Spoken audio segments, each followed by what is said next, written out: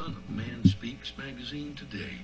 With the Son of Man Speaks magazine, you'll receive automotive tips, wholesome recipes, financial advice, and most importantly, a true understanding of the Word of God. Get your copy of the Son of Man Speaks from these select locations. Sisters, Braid 2, 18070 Mount Ellie. The Shell Gas Station, 13110 West 7 Mile Road. To get a subscription, call 601-786-9788. That's 601-786-9788. The Son of Man Speaks magazine, dedicated to becoming free indeed.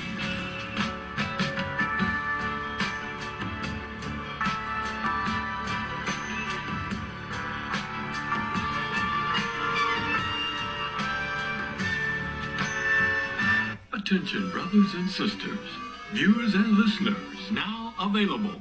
Your Son of Man Speaks magazine digital subscription. Your digital subscription to the Son of Man Speaks magazine will also include our monthly e-newsletter, both delivered to your inbox. If you have any questions regarding the digital magazine subscription or digital newsletter, you may send an email to shabazprinting@thenewnationofislam.com. That's shabazprinting@thenewnationofislam.com. Or call 1-601-786-9788. That's 1-601-786-9788. You can also subscribe online. Visit www.thenewnationofislam.com and click on the magazine tab to register for your online subscription. We would like to invite you to help support the efforts of the Unity and Rebuilding Fund. Visit the website at www.unityandrebuildingfund.com. That's www.unityandrebuildingfund.com. We often hear how we need to work together to rebuild the city, and we're actually doing it. You can make online donations and click on links to track the progress of the Unity and Rebuilding Fund. And for more information, 313-868-0000 is a local number. Again, 313-868-0000. Support the Unity and Rebuilding Fund.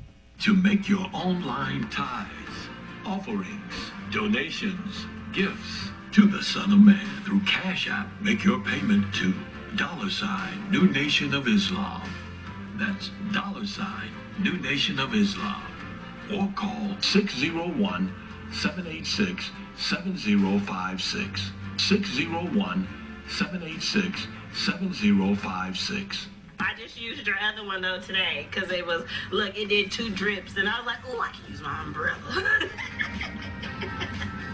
My homegirl was talking about me. I'm like, don't talk about me. With our umbrellas, our customers are turning a drab day into a fab day. After all, representation matters. In other words, rain or shine, we've got you covered. Introducing Designs by Deej, your one-stop gift shop for all things handmade and unique. Our products range from our most popular umbrellas, blanket and pillow sets, handmade coasters, and other statement pieces that showcase the beauty of our melanin and natural hair in a beautiful and empowering way. You can find our brand at the sister shop locations in New Jersey and Atlanta, Georgia, or you can visit our website, www.designsbydeej.com. Again, that's www.designsbydeej.com.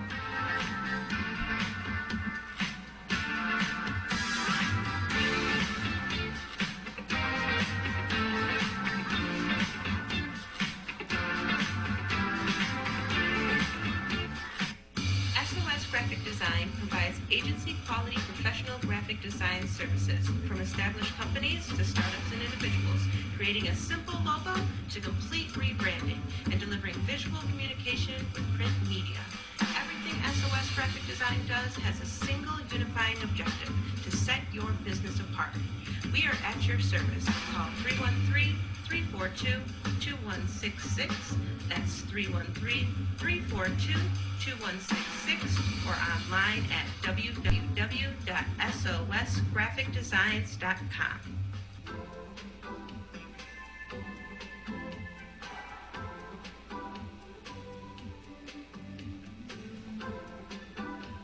Are your clothes coming apart at the seams? Universal Seamstress and Tailoring has got you covered. At Universal Seamstress and Tailoring, we specialize in a wide variety of alterations and transformations to make and keep your clothes looking and fitting their best. From hem jobs to downsizing suits and dresses for a perfect fit to replacing zippers and buttons, Universal Seamstress and Tailoring is your one-stop shop for clothing maintenance. Also, do you have a logo for your clothes you'd like to wear? Universal Seamstress and Tailoring can put it there. That's right. At Universal Seamstress and Tailoring, we not only do alterations, but embroidery as well. Shirts, pants, coats, hats, even bags. If you can wear it, we can embroider it. So remember, whether it be along with the rest of the Universal Seamstress and Tailoring has got you covered. Universal Seamstress and Tailoring is located at 1404 Main Street, Fayette, Mississippi. Come and see us or give us a call at 601-786-0540.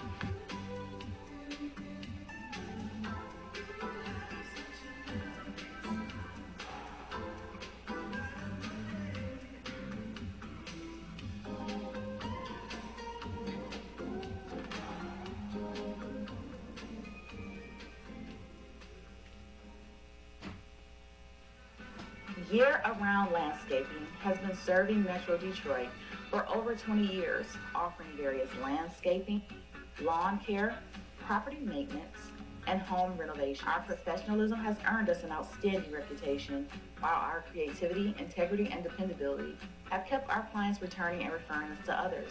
At Year-Round Landscaping, we prioritize quality customer service. We treat every client as our only client before, during, and after providing our services.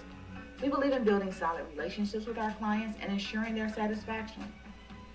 Whether you need a complete outdoor makeover, indoor renovation, or routine maintenance, we have the expertise and resources to deliver outstanding results.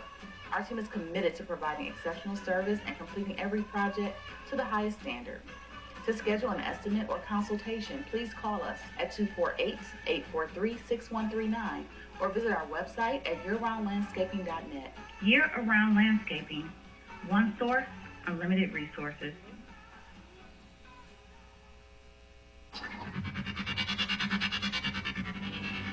For elite carpet, floor, and upholstery cleaning, call Supreme Steam Cleaning. For pressure washing on your house and driveway, call Supreme Steam Cleaning. Flooding in your house or building? Supreme Steam Cleaning's got you covered with our emergency water extraction services. Transform the rooms in your home with floor installation, repairs, and more. Give us a call today at 601-720-5138. That's 601-720-5138. Visit our website, www.supremesteamclean.com, and follow us on social media at Supreme Steam Cleaning. When you need an elite team, call Supreme. For all facets of professional hair care and braiding, come to Sisters Braid 2, located at 18070 Mount Elliott in Detroit. We specialize in braiding and natural styles, knotless box braids, feed-in braids, scale twists for men, women, and children. We specialize in all facets of healthy hair. Try our natural oils to keep your hair healthy. 313-826-0498 or 248-372-1738. Murray, out of the pocket. 7 seconds. 6 seconds. Murray hits the downfield. Oh, man, the power's out again. You have reached Quality Construction and Engineering, your #1 emergency generator source. Power outages can be unpredictable, inconvenient, and disruptive to your life. With a backup generator, your life goes on uninterrupted with power when you need it. Not to mention the peace of mind of having your property suited to weather the storm. Whoever would have thought in Houston, Texas, that we would have an ice storm? It did happen, and that Sunday night when it came in, I got up and looked out the front door. Everything was pitch black. It was horrible. Something out of a novel or a science book that you had never seen before. Once the lights went out, my generator popped on. It ran 55 hours. The only one had lights. Get your backup generator installed with Quality Construction. We install both residential and commercial generators, so you're always covered. Schedule your consultation with us by calling 1-855-876-9370. That's 1-855-876-9370. Or visit us online at www.powerqec.com. That's www.powerqec.com. Financing is available with low monthly payments and 0% interest for 18 months. That was the best investment that we could have ever made. That's my backup, the generator. Generators with Quality Construction, built tough enough to weather the storm. Capital Area Planning Services offers a variety of services catered to your land development needs. We offer landscape design, residential design, land planning, mapping and consulting services, and more. We have over 20 years of design and land planning experience. CAPS LLC offers services to developers, builders, architects, surveyors, contractors, government agencies, and private landowners. Feel free to contact us to find out which services are available in your area. You may reach us at 601-326-2966. That's 601-326-2966. You can also visit us on the web at www.capsllconline.com. Let us put on our thinking caps to serve your land development needs. The views and opinions expressed on the following show are not necessarily the views and opinions of WHPS, its affiliates, management, or sponsors.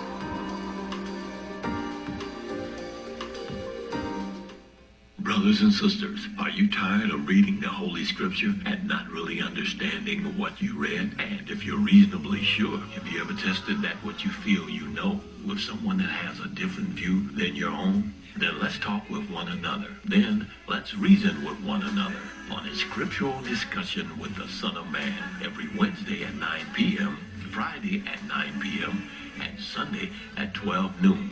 On WHPR TV Detroit Live, 88.1 FM WHPR, and Comcast Cable. Why don't you call and discuss the Holy Bible, and if you have one, the Holy Quran, and come to an agreement about the Holy Scriptures and their true meaning?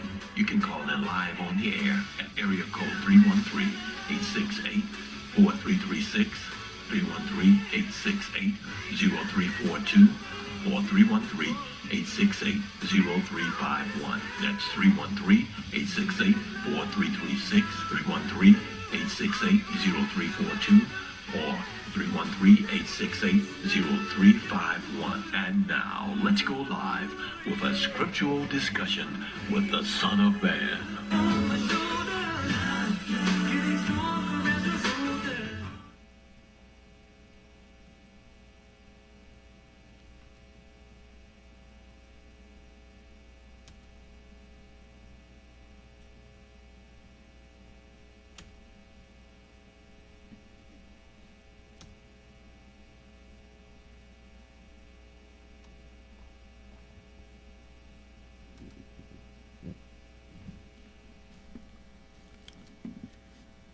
In the name of Allah, the Beneficent, the Most Merciful, the Truthful, and the Most Just.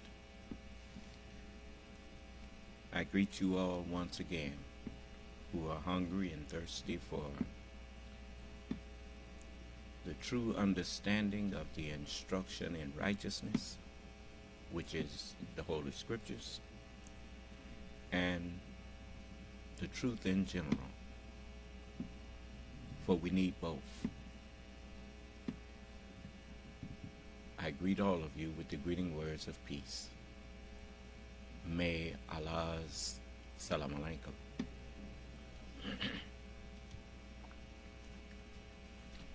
As usual, we want to begin with those who may have questions or something that they would like to get off of their chest.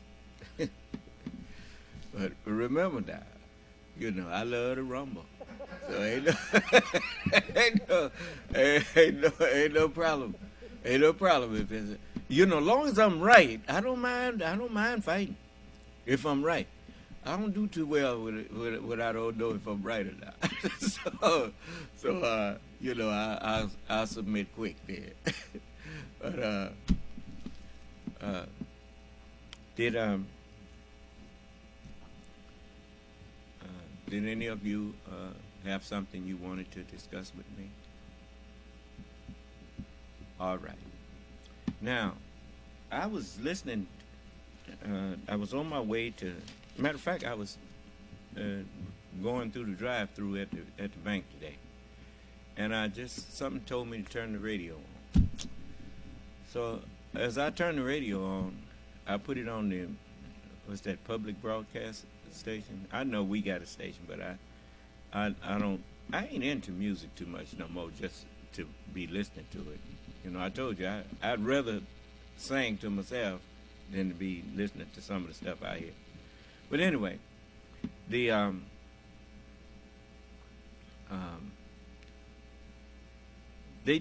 quoted, I don't know which Roosevelt it was. I would think that it was probably Franklin Roosevelt. But he said that when you have an important decision to make, you can do three things. You can make the right decision. That's number one. Make the wrong decision. That's number two. Or you can do nothing, which is the worst thing. That's Theodore Roosevelt. Was it Theodore? Okay. Well, he did I quote him right? Did I quote it right? Here it says, in any moment of decision, the best thing you can do is the right thing, the next best thing is the wrong thing, and the worst thing you can do is nothing. There. Now, it's some people that, you know, even though back in 2016, I made the right decision. I voted for Miss Clinton. Some people made the, what he said wrong, what was the second? The second is, the next best thing is the wrong thing. The next best thing was, you made the decision to vote for Donald Trump. Well, that was second best thing. And when you think about it, the worst thing was to not vote at all. And you got some people that's thinking about doing the worst thing again. Well, you know, I used to hear people say this, and I didn't pay no attention to politics. But one day I heard the Honorable Elijah Muhammad say, we don't want the lying, thieving politics that this world have.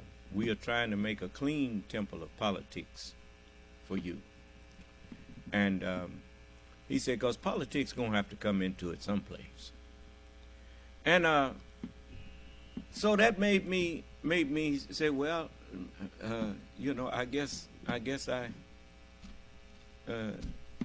maybe one day we'll look at politics. And when President Obama was elected,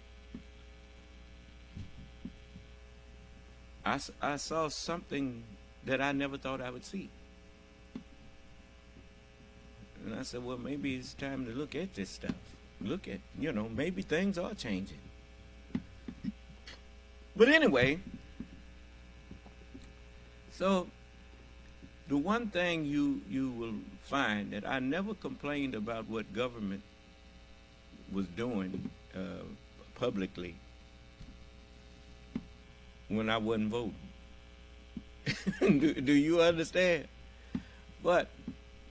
And they used to say, well, look, if you're not going to vote, if you're not going to exercise your right to vote, which they should say it's your duty to vote. That's what they should say.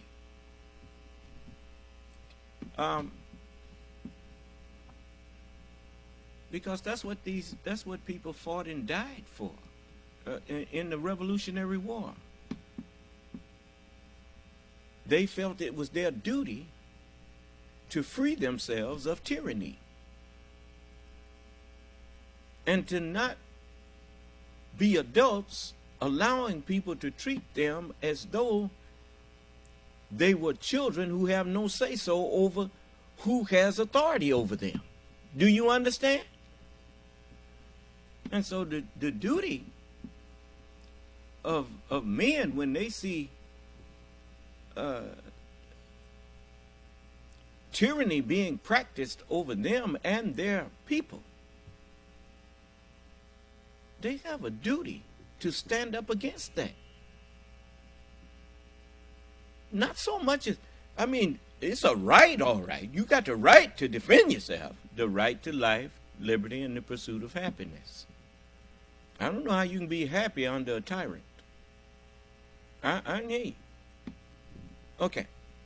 So, revolution was to the pursuit of happiness. I made a good lawyer one.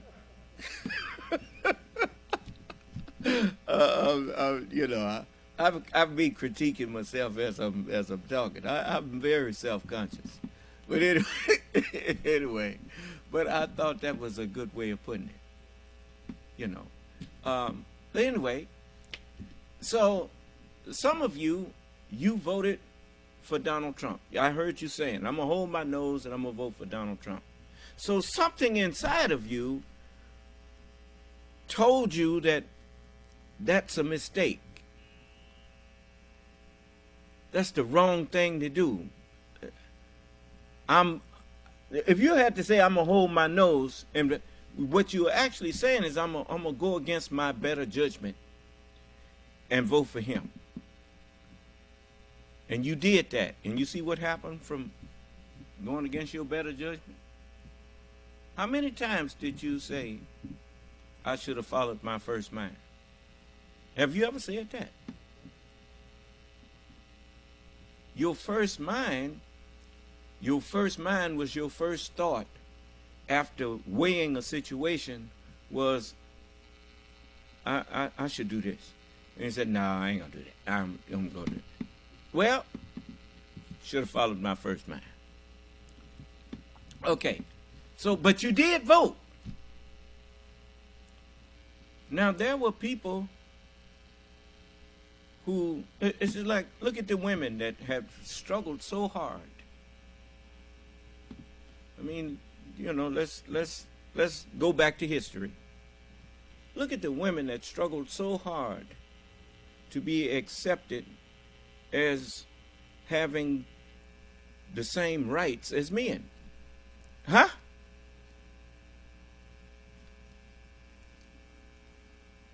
They had a chance to elect a woman as president, and they turned it down, even though that woman was qualified. And now they've just about lost all of the rights that they thought was theirs, because they held their nose and voted for a man simply because he was a man, and because they thought he was some kind of businessman. If you know anything about business people, you know business people are some of the greediest and most selfish people on the planet.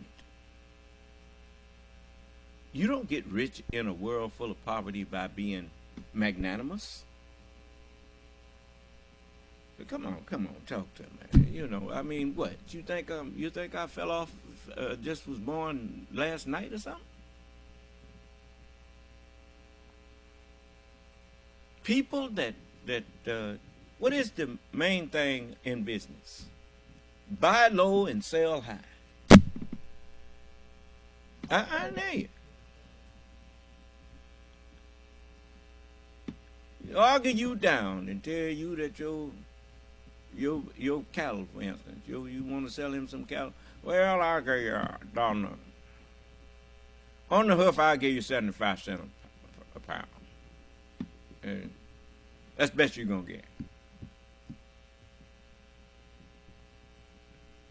And he selling for $5 a pound when he get it and butcher it. I mean, look, man. You know, maybe that was a little, what you call it, extravagant there, the way I put that. But you know the drill, huh? You go there and you get it for dinner, and a steak dinner with that sirloin on there. What? $15 a plate. so look, man.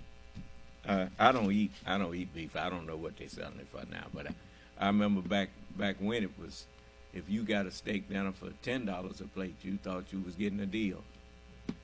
But anyway,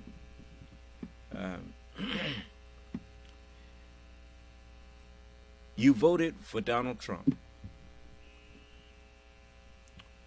And what did you get for it?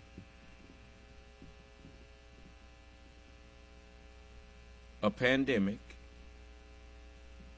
a country that's almost about to tear itself apart because Democrats and Republicans are no longer just political parties. They are fashion statements, and they are also irreconcilable. At least Republican Party has become an irreconcilable club. What did them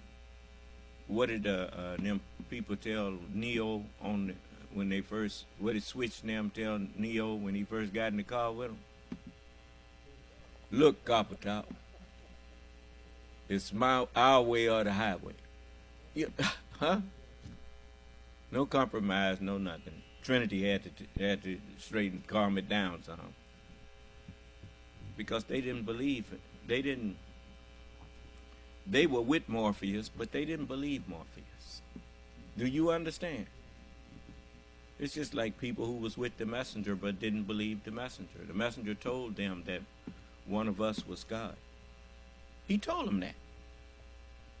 We should have made us treat every brother or sister, at least every brother that came into the nation. We should have been very careful how we treated them. Huh?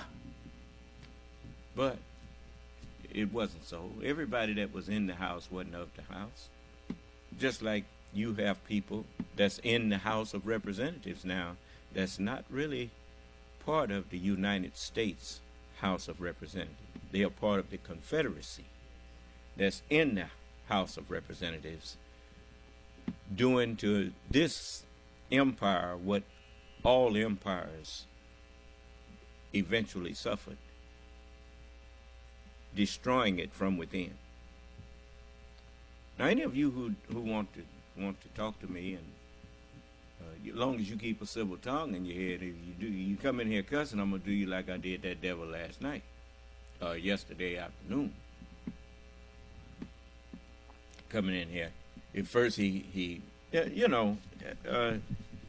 in, he talking pretty nice, and he just couldn't contain himself. That though he, when I pressed him a little bit, I started being all kind of niggas and all this kind of thing. I mean, coming here talking about what he ain't gonna give us, and he ain't gonna give you. I ain't asked you to give me nothing, boy. before it's over with. Do you understand? You know, you claim you love the Bible. The Bible told you that the earth belongs to me.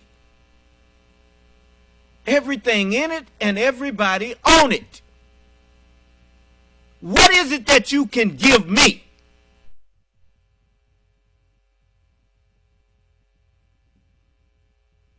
See, your problem is you don't believe I'm the Lord. And you think because you don't believe I'm the Lord, that makes me not be the Lord. Well, okay. All right. How you feel today after your showing your ass yesterday? How's it feeling tonight? Don't feel so good, do it? Yeah, well, you sit in hell. Hell is real. It's a condition where you have no peace. You can't rest day or night. When you sit down trying to relax, you can't do it. A tightness in your head that don't go away.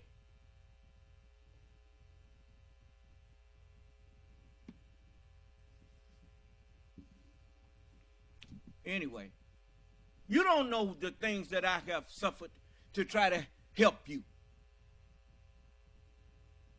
And how you think me to cuss me out? Come in my meeting? You ain't never seen none of y'all stand up in a church meeting and curse and swear at them online preachers.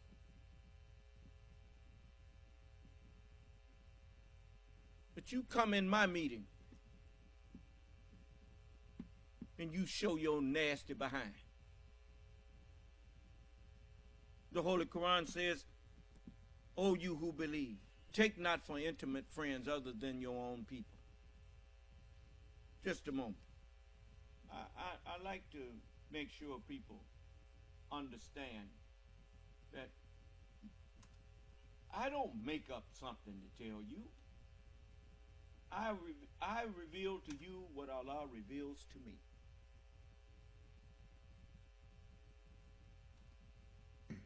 Chapter 3, verse 117. Chapter 3 of the Holy Quran. It says,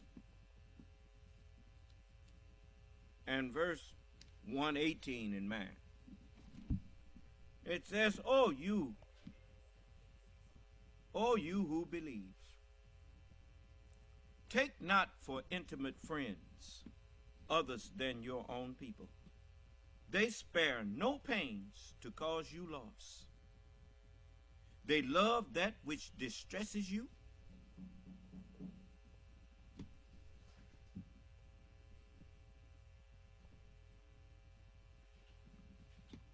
Y'all hold on a moment.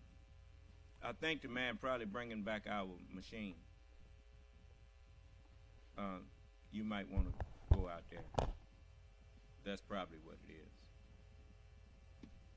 You remember we loaned him that machine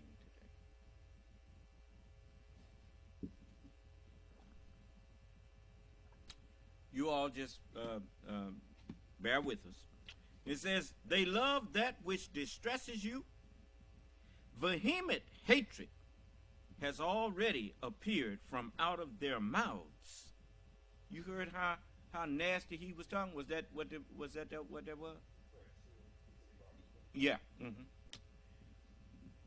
It says, vehement hatred has already appeared from out of their mouths, and that which their hearts conceal is greater still. Indeed, we have made the messages clear to you if you understand. What did you see yesterday? Now, he came in trying to act like he could hold a conversation with me, huh? And before he was over with, I was a bunch of niggas, huh? Simply because I said I called him white boy. Is that right? I mean, was that an insult for me to call him white boy? No, there wasn't no insult.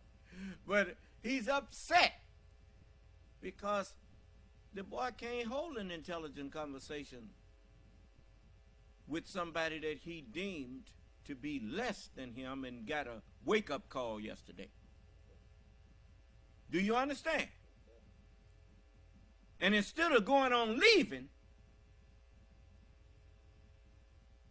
and cutting his losses, he decided he needed to start cussing and swearing. And that's why I threw him in hell. You see? So now, there's unlike you, I don't look at your skin and automatically assume the worst of you. If you look behind me there over my right shoulder there on the screen, over my left shoulder there on the screen, then you see a man that he looked like any other white man. That's the man who brought salvation to us. His mother was a white woman. His father was black, but his mother was a white woman. And so, if I'm gonna say I hate all white folks, well, I hate the mother of my Savior. No, I can't say that. I can't do that. The prophets told you, we wrestle not against flesh and blood. So all flesh came from one blood. It came from black man. So everybody on the earth is the family of the black man. Do you understand?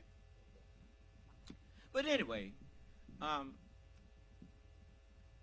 he's upset because he couldn't come in here and put his lies over. Even when Joe Biden, do you know the difference in a lie and a mistake? Some of you don't know the difference, I think. Just like when Joe Biden said that there was 200, that he put a $200 cap on thing. It was a $2,000 cap. But it was just a mistake. It wasn't he saying these things knowing that that's not true. When you lie to someone, you say things that you know are not true. That's lying. Do you understand? You see, it's like I tell people all the time. If I'm not the Son of Man, I don't know I'm not the Son of Man. You think I'm standing up here claiming to be the Lord and know I'm not? You may not believe in God, but I do. I fear the chastisement of Allah. That's why I fear to go too far with fussing at you. Because I don't want to be the cause of anyone being lost because of my stupidity. Everything all right? Okay. That was one of our Caucasian neighbors borrowed some of our heavy equipment today. I mean, they know they can talk to me. You know, I'm not a person who walking around here with a chip on my shoulder. And ain't no fool out there that look like my neighbor gonna turn me against my neighbor because he acting a fool, because I done met a fool. No. Every man is gonna be judged by his own works. You're not being judged by what your brother did. You're being judged by what you've been doing. White boy. So I want everybody to understand. I ain't your enemy unless you make me your enemy. Now, what is this? I need to show you these things.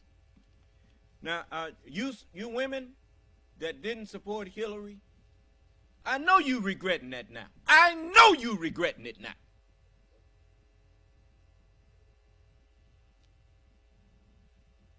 And excuse me for saying Hillary too, because her name is Miss Clinton. You know.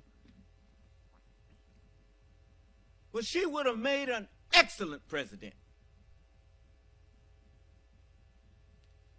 When you compare her to the alternative. Like people are coming up here. How many times you done seen me stand up here and be talking? And I say, what's that man's name? What's that man? And somebody have to tell me, now, am I losing it because I can't remember everybody's name? Hell, sometimes I forget the name of my own children. I say, hey, you,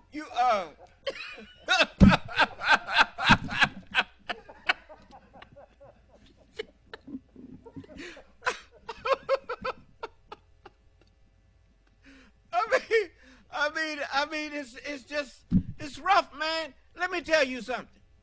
If you got a filing cabinet, listen now, listen. If you got a filing cabinet, it ain't got but a few files in there, you find them quick. But when you got years and years, you have been looking for a book in a library. Huh? And it takes some doing to find it. The more you have in your brain, the more stuff it is to lose track of. Do you understand that? You see, I'll show you an example. What if I tell you, just like when I said, oh, you who believe, take not for intimate friends, and then I said, let me see if I can find that. Now, I remember that it's there, I just didn't remember where.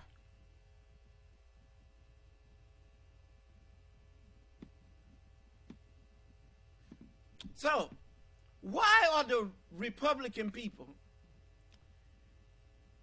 what are they doing?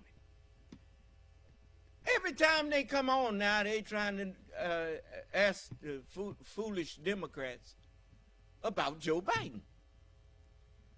Do you think he's really qualified to be president? I mean, think for a minute now. What they worried about it for? I mean, really? Do you think he can beat Donald Trump? He already beat Donald Trump once.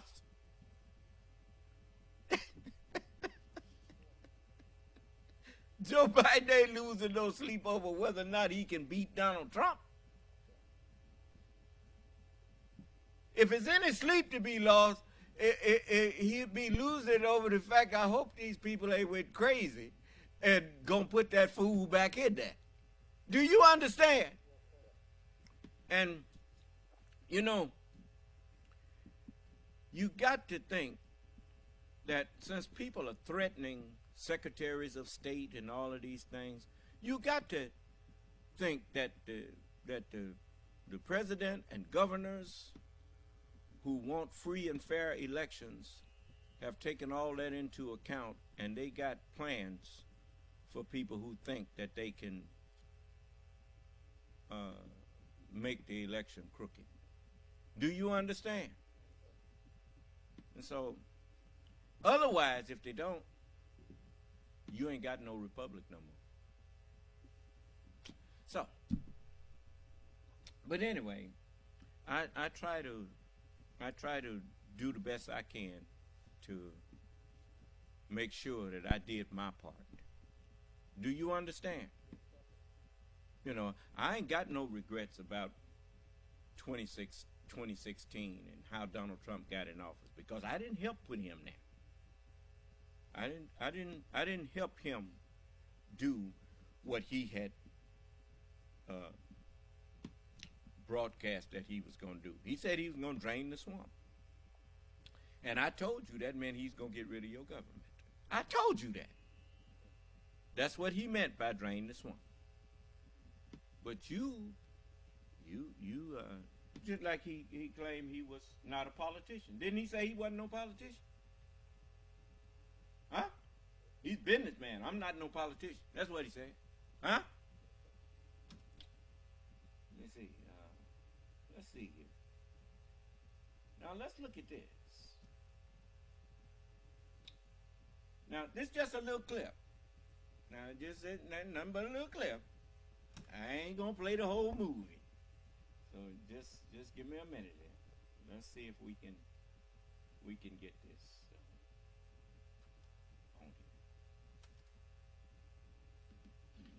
You slammed the door on the general pretty hard, Jack. That was not my intention, sir. Oh, yes, it was. He was patronizing you, and you stomped him. My opinion, he deserved it. Listen, I'm a politician, which means I'm a cheat and a liar. And when I'm not kissing babies, I'm stealing their lollipops. There you go. Is Donald Trump a cheat? Is he a liar? Well, what does that make him? That's what the man just said. He said, I'm a politician, which means I'm a cheat and a liar. Huh? Well, didn't the book tell you that I would use your own words against you? I didn't write this movie. You know why? Do you understand why movies that attract you? Do you know why they attract you?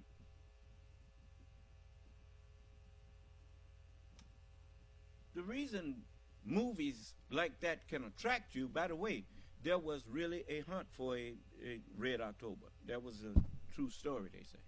But the more it resembles reality, the more people are attracted to it. Do you understand?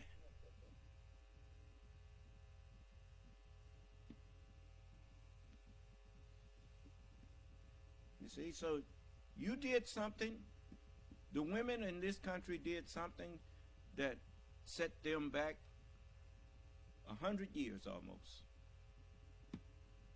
They elected a man who did not have any respect for his mother, and he did not have any respect for no woman. Understand something. You think that it's some kind of way that a man can love and respect his mother, but he can mistreat other women. That ain't gonna work. That won't happen. But a man who disrespects his own mother, a man that has no respect for women, is because he didn't respect his own mama. Do you understand? And no woman stand a chance with a man like that. Now, I'm a man, and I'm telling you that. I've seen men, some males, calling their mama the B word. And if his mama, who carried him, can't get respect from him, you think you're going to change him? Yeah, okay. Keep thinking that. All right. So, the only thing save you from a man like that is a good father that you better honor. Do you understand? Now that man, he you know, you see what he think about women. When you're a star, you can do anything to him. Is that what he said? Yeah, but just because, let me tell you something about power. Men who have power and all of the trappings that go with it, they also, even if they can do something,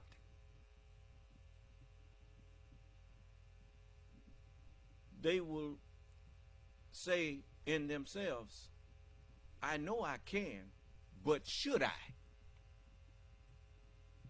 Huh?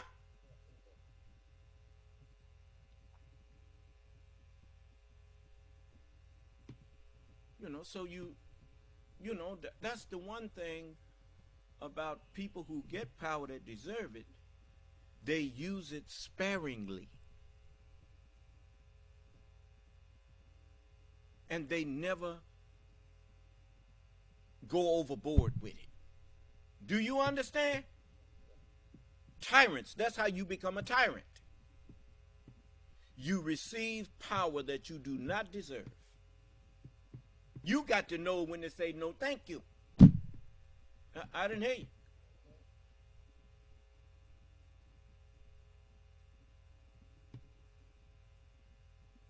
Paul gave thanks. He said, I'm thankful for the thorn in the flesh that I have, lest I be exalted above measure. Do you understand? He was reminded by his frailty and his shortcoming that I need Allah just like everybody else. So don't confuse the two of us. Do you understand? A man and his wife are one, but they ain't the same one. Do you understand? So, Allah and his messenger are one, but they ain't the same one. Do you understand? All right, Allah is the truth. The truth does not die. The man who brings you the truth, now he can die. But the truth lives. The truth is ever living. Just like the material that made up that body that now it can't hold its form any longer, and it does what we call die. Do you understand? But the material itself is everlasting. That's it. Matter can neither be destroyed nor can it be created. Yep. It only changes forms. And you know what forms are. You put a form out there and you put some cement in it. We are forms that was created and truth was poured in us. And then God was in person. I knew you. Yeah, all right. So now, does anyone have I lost anybody? Now here's a woman that I'm about to let you see who what that is that you can make the right choice, the best choice, then the what? The second best choice, and then the wrong choice. He said at any moment of decision, the best thing you can do is the right thing, the next best thing is the wrong thing, and the worst thing you can do is nothing. There you go. The best thing you can do is the right thing. The second best thing you can do is the wrong thing. Why? Because we learn from our mistakes. We do. I don't do that no more. How would you know you wasn't going to do it no more? Because I saw what happened when I did it. Do you understand? Okay. So the best thing you can do is the right thing. The second best thing is the wrong thing. The worst thing you can do is nothing. You know what the elders used to tell me? Teddy Roosevelt wasn't no dummy, was he? But anyway, the old people used to tell me sometime I'd do something and it got all messed up. And I'd be sitting down brooding over it. And I was around some decent people. I realize now that my whole life I've been around some pretty decent people. I grew up around nothing but black people, of course. That integration stuff, I never wanted to integrate with white people. That wasn't no big thing on my agenda. Because I was always nervous around them anyway. I know where that came from after I joined the nation, But the older men that I would be around, I'd be sitting there, you know, they was like other, you know, either older brothers or surrogate fathers to me. And I'd be sitting there because I done messed up something or whatnot. And what I would tell me, hey, look, young blood, you show me a man that ain't never made a mistake, and I'll show you a man ain't never did nothing. What that mean? Man, that's what Roosevelt was saying. The second best thing you can do is the wrong thing. Huh? The best thing you can do is the right thing. The second best thing is the wrong thing. The worst thing is do nothing. Huh? Because you can't learn anything from doing nothing. You can't make any kind of progress when you do nothing.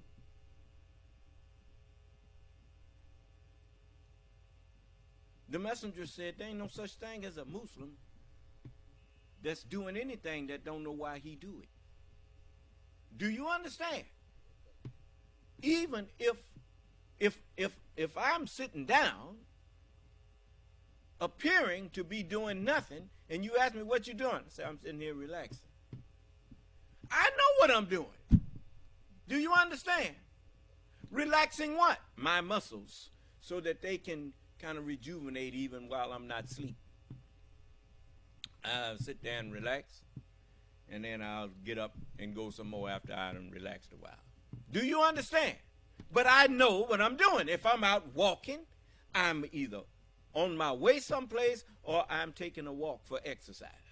But I know what I'm doing.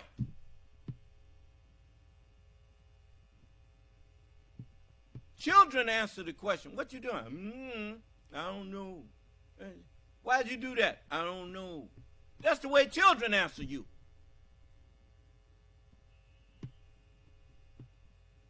How I know? Because that's the way I used to answer when I was a child.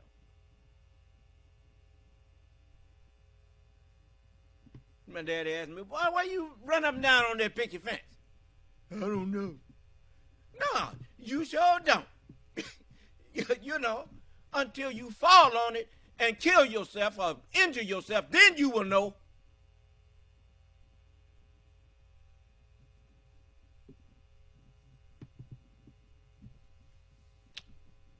Why you think children watch their mama? Boiling pot, hanging out over the stove. And the baby walk by there, wonder what's in there, and grab the pot. And again get a whooping. Now the baby don't know why mama don't do that. Why mama beat him for just trying to see what was in the pot. So they wait until mama ain't looking. Then pull it down on and scald themselves, and then they find out why mama didn't want them going up there messing with them pots. And then mama's frantic. My baby, I just looked away for a minute. Yeah, that's all it took, because they was, while you thought you was watching them, they was watching you. You don't forget, a child is not a pet. That's a mind that's steady curious about things. And I don't care how much you tell a curious mind, now look, don't you look in this box here. Somebody tell you don't look in something, that's the first place you looking. I didn't hear you. I mean, that's how it go, man. You know, don't tell me don't look, because I got to see. I got to see what's in it. You understand? So, that's the way, you know, and the baby ain't no different. That's just a small version of you. You know, so anyway, I'm going to put this on.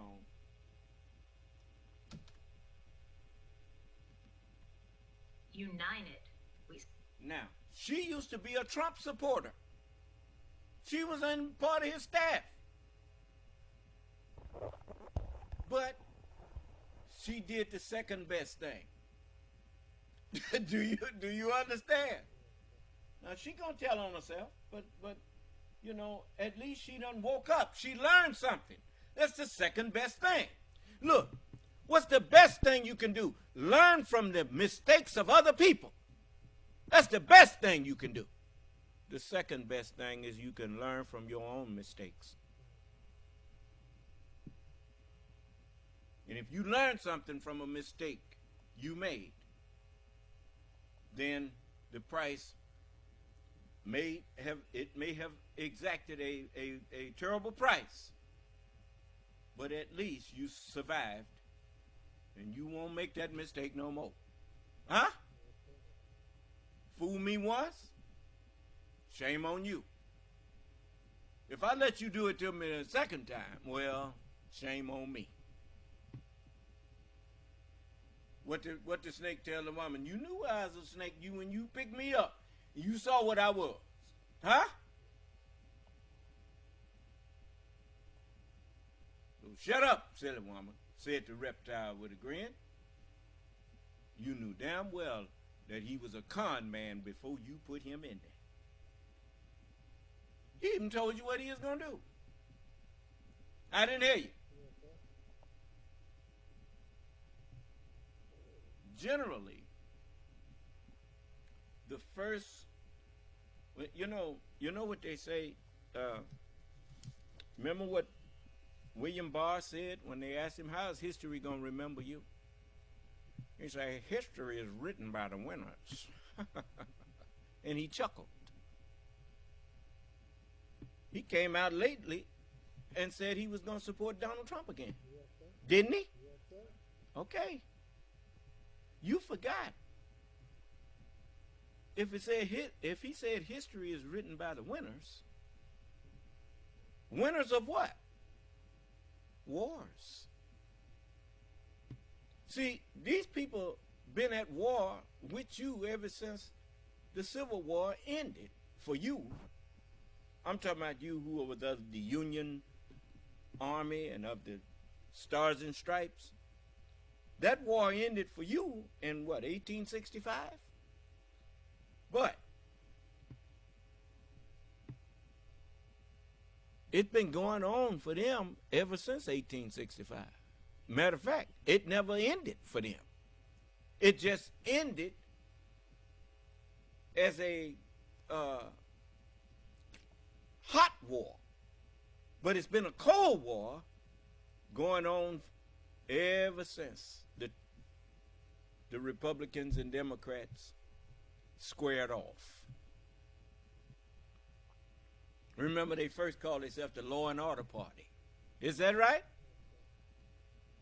And they was more interested in writing laws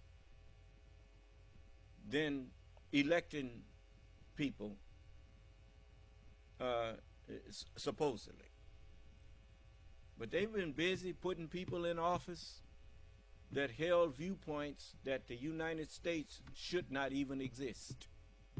Do you understand?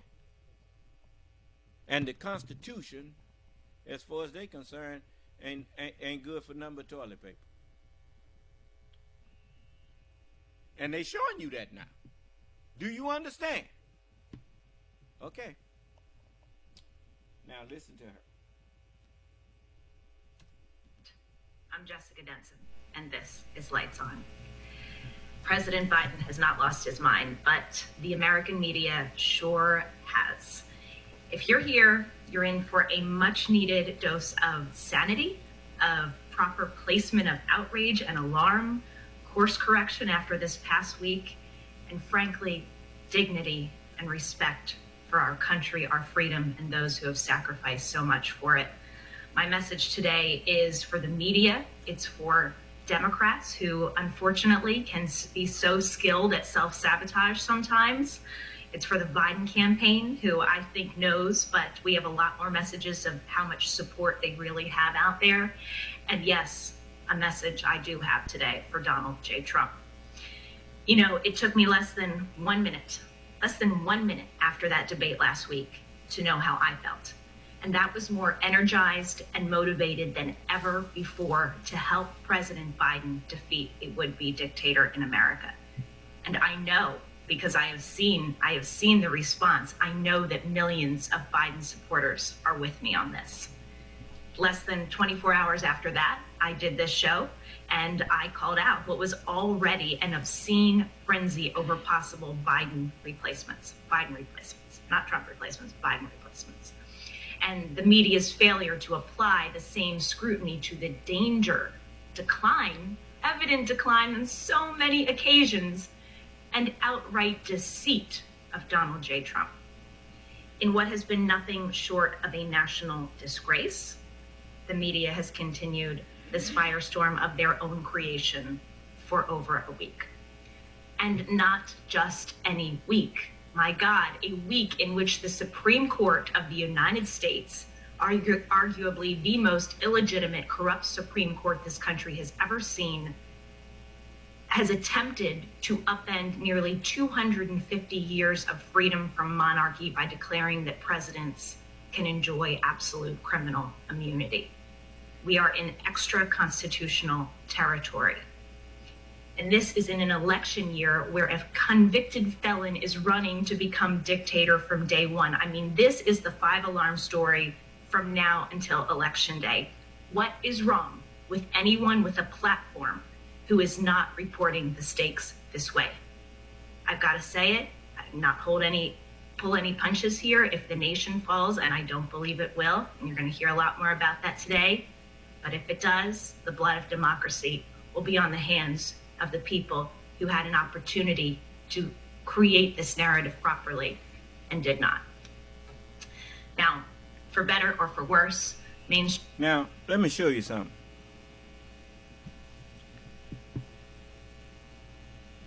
The people who are more interested in making money off of ads and advertisement for news and all, you know, there's a lot of news stations now, huh? And the more news is bad, the more people gonna be watching. And so Donald Trump, he's bad news everywhere you go. Everywhere he go is bad news. Do you understand? And so he gets their ratings up. Now that means they make more money. Do you understand? Okay. Now when they get through killing this goose, the United States government that's been laying these golden eggs, it's going to dawn on them what they did. Do you understand? You remember them two lawyers, I think, that helped get Trump elected and said, "What have we done?" Remember that was in the with the stories that they quashed, catch and kill, and all of that kind of stuff, and they had some tapes on that from them lawyers or some quotes from them that they asked each other, "What have we done, man?" But it was fun while he was doing it. But look at what it cost this country. Here, California has a budget bigger than Russia.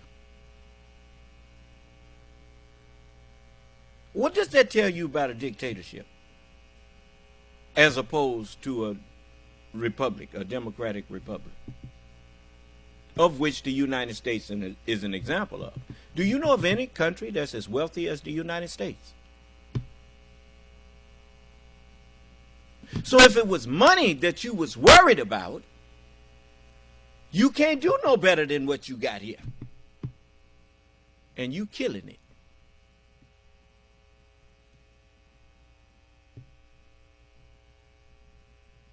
I mean, it's surreal that people are willing to make their own valuables valueless. Everybody who invested in the Confederacy lost everything they had. The monies that they had printed up and everything wasn't even worth the paper it was printed on. I need. They've been mad about it ever since. Understand now, they've been mad ever since. When you got people who, it's like the liars about the Christian religion, not the Bible. The Bible is not a Christian scripture.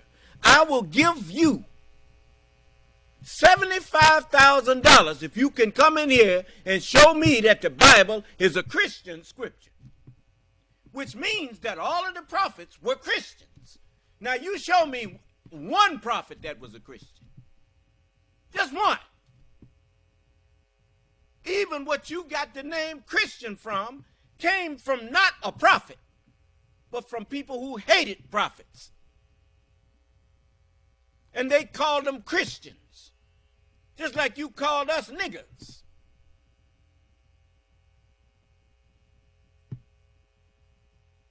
Wasn't no niggers down in the hold of them slave ships. Them was black men.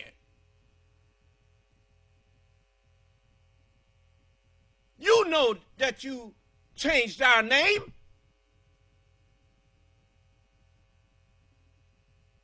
Jesus was a Muslim.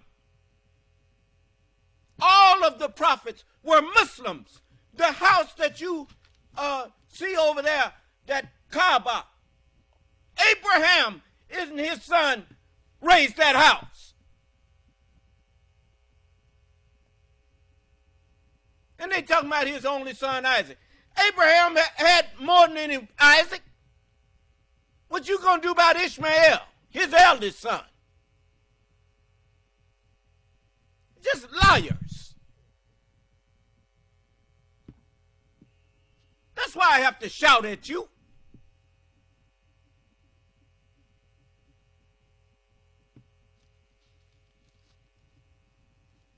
I just offered you $75,000 if you can prove. Come in here and show me that the Bible teaches that the prophets were Christians.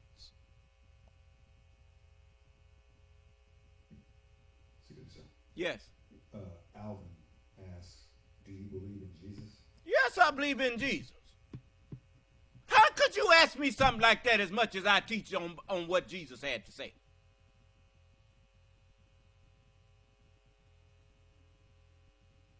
And I don't believe a lie that y'all been telling about Jesus. Jesus didn't come here to die for you.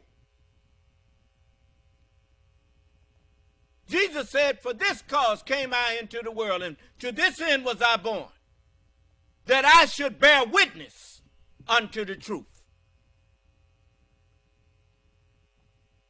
That's why I can call Jesus to bear witness to what I say, because I am the Spirit of truth. And he told you that when he, the Spirit of truth, is come, he will guide you into all truth. For he shall not speak of himself, but whatsoever he shall hear from us, the prophets, that shall he speak. And he will show you the understanding of prophecy. He will show you things to come. For he shall receive of mine, and shall show it unto you. For all things that he hath are mine. Therefore said I, that he shall receive of mine, and show it unto you. But there he called me the Father.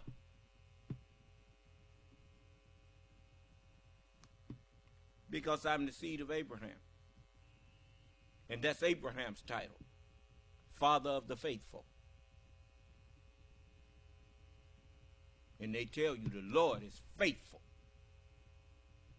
And I am. I'm full of faith. So much so I put my life on what I'm saying.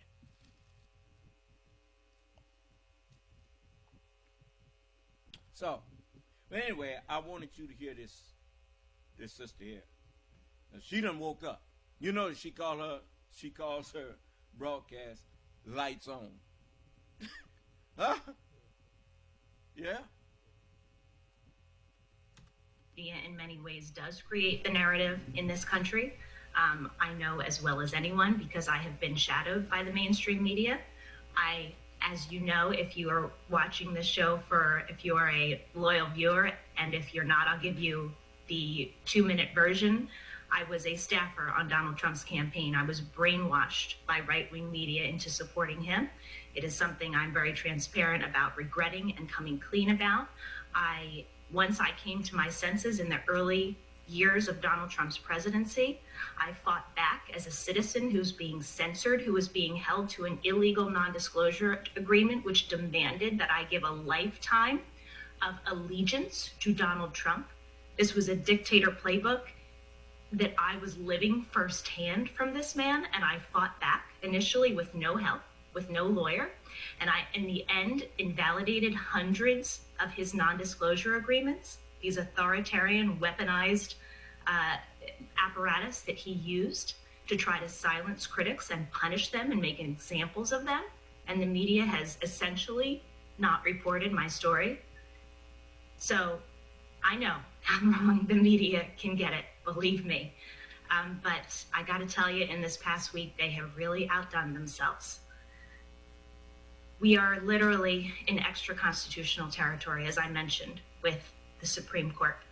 And I also want to talk today a little bit about the self-sabotage of Democrats. I mean, I think if there's anything that we can learn from the Republicans, it's how to friggin' take control of a narrative and, not pull any punches and be united. That's why I opened with United We Stand, for goodness sakes. You're the guy on the other side is Donald Trump, and your guy misses a couple words and doesn't call out every lie one night in a debate, and you're calling for him to drop out of the race. I mean, my friends, get a grip.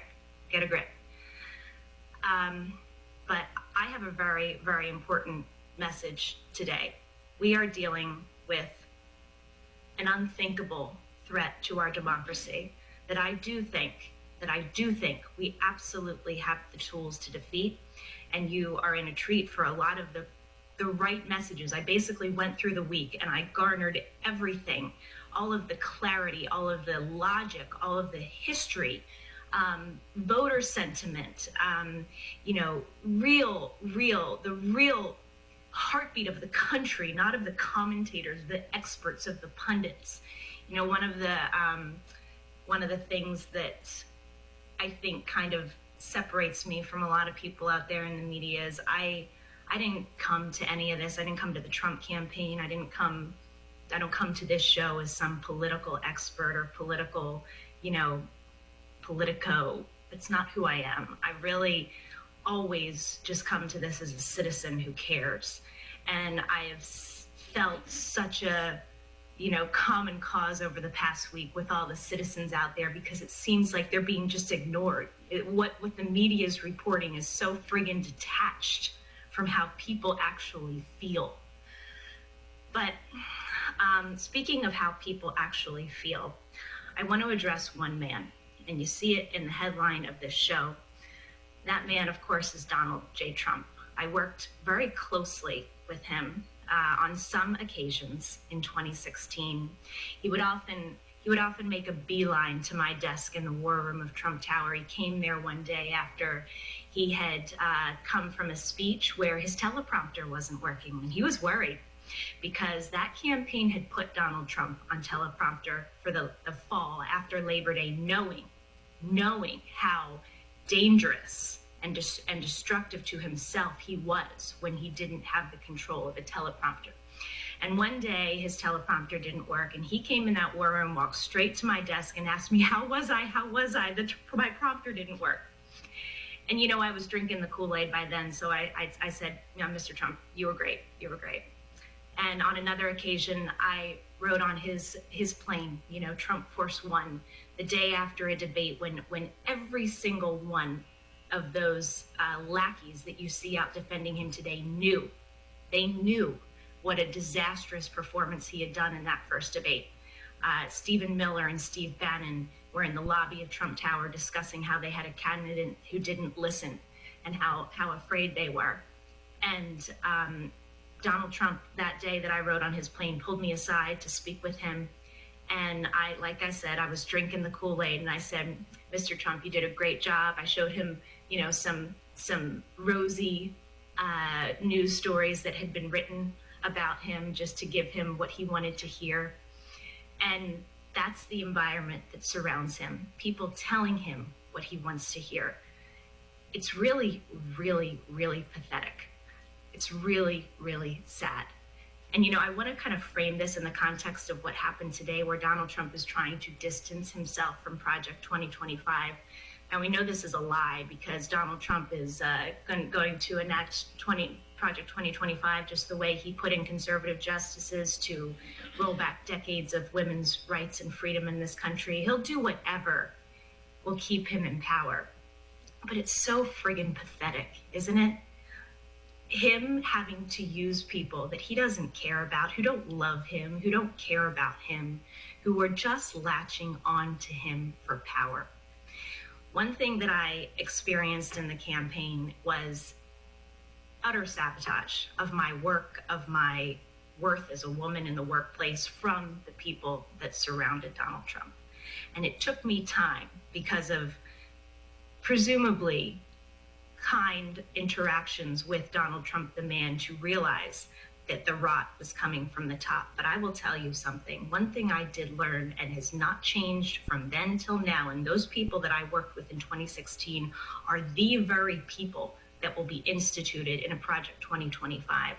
One thing that I learned is that these people don't give a shit about anything but their own power. They don't give a shit about Donald Trump, excuse my language. They don't care about the country. They don't care about anything. They have no moral guardrails, no legal and ethical guardrails. And they understand something.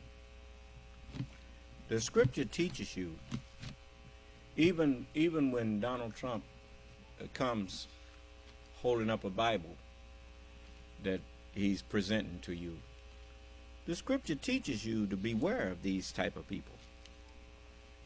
The scripture says, where is that in Matthew?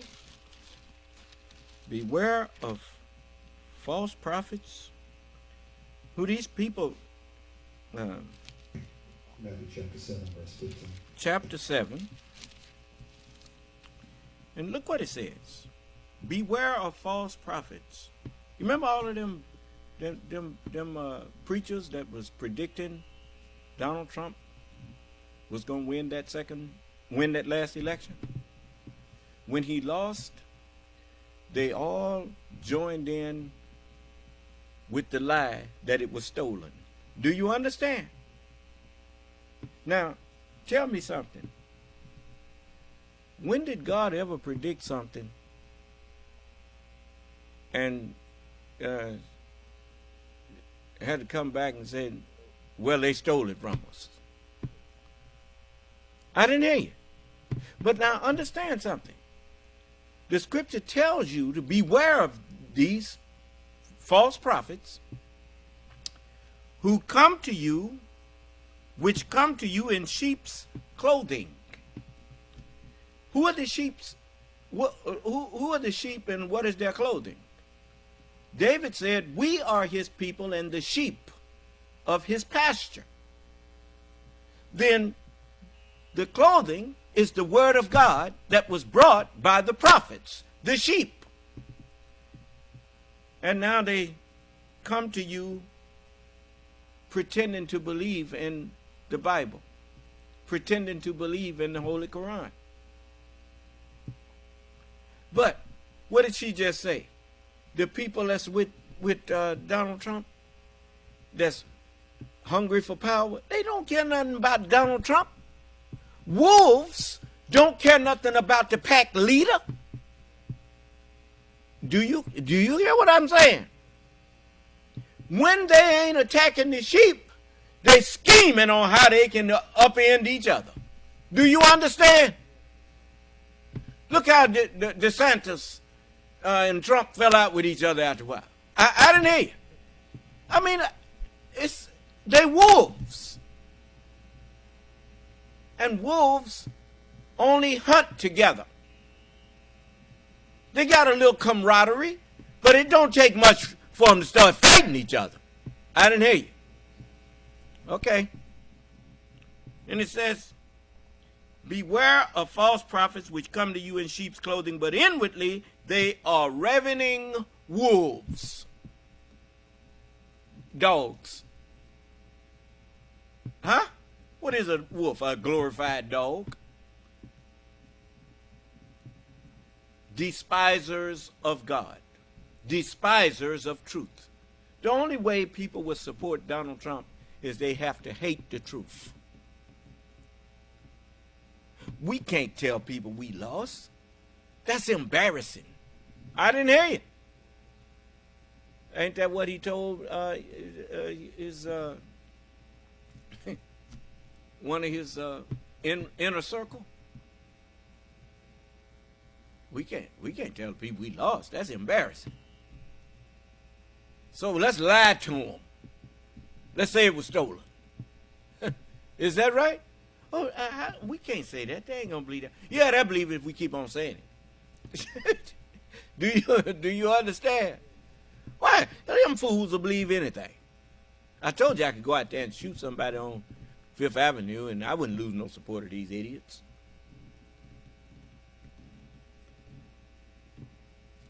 Do you understand? Now the idiots, they using him just as much as he's using them. So I mean, it's a equal opportunity misusing of each other. Do you understand? It's kind of like Donald Trump have become the new Nick. That nigga raped the white woman. He's the cry. They stole the election. Oh, that's the same as the nigga raped the white woman in the elevator. I didn't hear you. They know ain't no rape went on in no elevator. They know ain't no black man had nerve enough to be putting his hand on no white woman. Huh? But that would get the crowd riled up. Because you can start a stampede by firing off a what they call it, a dog whistle. A statement that will get people riled up. Because they already got, like that boy that was in here yesterday. It doesn't take much to push his button. Because he already was holding back what he really wanted to say. I just helped him get it out. That's all. Do you understand? You see, coming in here trying to fool me. No, you ain't going to fool me. The scripture says, if it was possible, they shall deceive or fool the very elect. But how you going to fool me if Allah is upholding me? He can't uphold me if he ain't here with me. I didn't hear you. How you think he said to Moses, see, I have made thee a god to Pharaoh. Why? Because it's not your words you speaking, it's me speaking the words through you. Do you understand?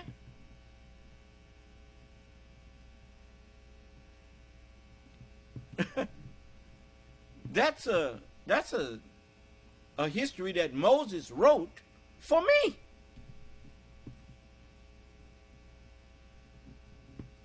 But you must didn't read it. It said, Son of man, take the book, eat it up, and you go speak as me. Speak with my words unto them.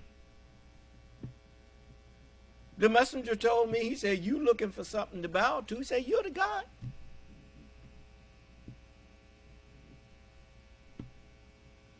Know ye that the Lord, he is God. So, any of you don't like it, I don't care. You ain't going to change nothing. But your status. So I warned you about what you let slip out your mouth. Go ahead. Yes, sir. Alvin has something else to say. Yes. He says, I came to you watching Geno Jennings, and I think you don't understand the nature of Jesus. There's no scripture to justify. No, well, come in here and tell me what I don't understand.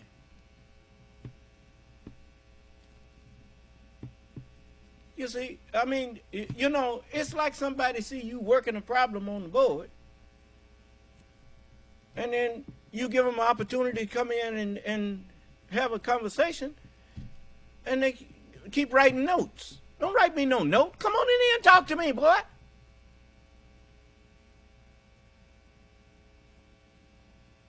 And if you don't want to do that, stop typing at me. You ain't got no secretary here.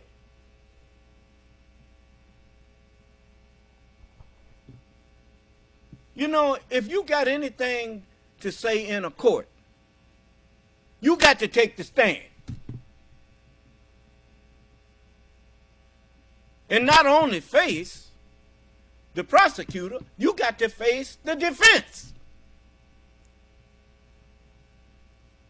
You talking about what I don't understand?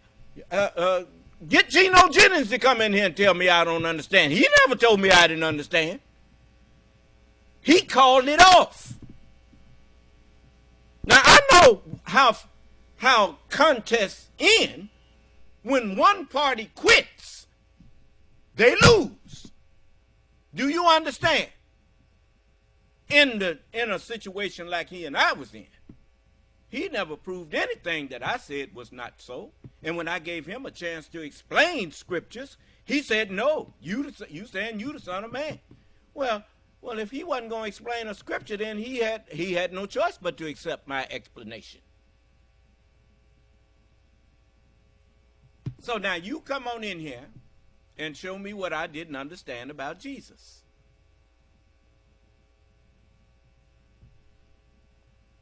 Did you send him the number? Yes, I sent it to him. Okay, when he calls in, I want you to unmute him so that I can hear him. If I don't understand, I don't know I don't understand. So he's going to have to show me.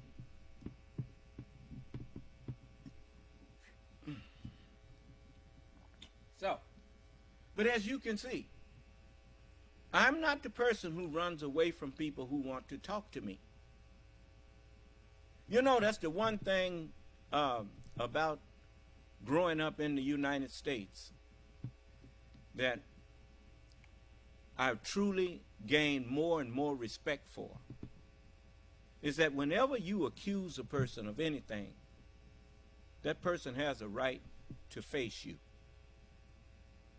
Do you understand? You can't write them no note. You got to face them in court. Do you understand? And if you're not willing to come and face them, you see what happened to Donald Trump when he didn't show up in that courtroom? With that E. Jean Carroll?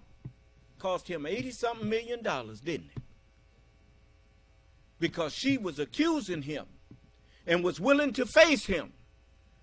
But he wasn't willing to face her.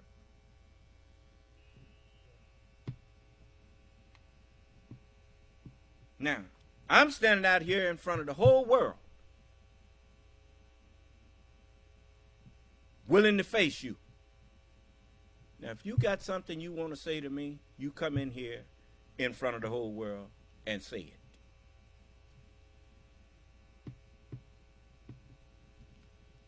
Am I demanding anything that I'm not willing to give? Okay. And if you're not willing to have that discussion with me so that I can question you about your facts and about where you getting this from and that from, then don't come in here writing me no note. That's what you do before you show up in court. You swear out a complaint. When you swear out your complaint, now you got that in writing. Now you get a court date and they tell you you come and you can argue your case in court. I didn't hear you. So don't act like you don't know how it goes. Because you're going to start making me think that you wasn't actually writing that to me. You trying to talk to some people that's in there to tell them that I don't understand something. But you acting like you talking to me. You are a deceiver. Because you didn't even have to write that. You could have been called in here and said something to me. So you take that stuff down. I don't want that even on the site. You just take it down. Now, if you got something to say to me, you come in here and talk to me like a man. You know what you're doing when you sit down and you write a note? Every man that has had any dealings with a woman that was kind of perturbed with him or whatnot knows that women tend to write notes more so than go back and forth with you. Do you understand? That's a woman's way of dealing, brother. That's not the way men deal with each other. Men talk to each other.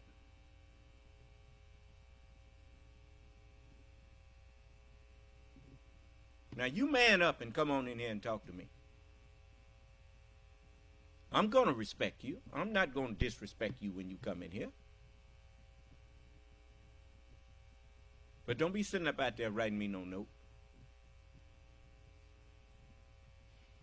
It would only take as pathetic of a character as you, Mr. Trump, to allow them to accomplish their goals. I mean, how sad is that? This parasitic, self-destructive, symbiotic relationship that you have with the people that surround you that have no real respect or dignity for themselves, and most certainly not when it comes to you. Just telling you what you want to hear to get what they want. How pathetic. Propping you up as they watch you go out on rallies and ramble about batteries and sharks and lose your words, say origins or oranges, and you forget the names of Tim Cook, the head of Apple, and say that when we had the Declaration of Independence, there were airports. You're losing it, Donald Trump. You need some serious help. Get some love, get some grace, get some dignity in the latter years of your life. He can't get that, baby, because he don't give that. You cannot reap what you do not sow. Donald Trump thinks someone who loves him is a fool. I'm telling you now. That's what he calls them, suckers and losers. What is a man who volunteers to put his life on the line just at the say-so of his government? He loves his government. He loves his nation. Donald Trump called people that love their country, he called them suckers and fools, losers. Told a general that while he was standing next to him. What did he get out of it? I mean, they're losers. He's dead. What did he get out of that? He's standing out there at Arlington Cemetery talking about the people who gave their life or whatnot in service of the government, that they were suckers and losers. Whenever you find something that you believe in strong enough to give your life for it, even if it's wrong, but if you truly believed that you were right, you're not the sucker. The one who tricked you into believing that is the real sucker and the real loser. Do you understand?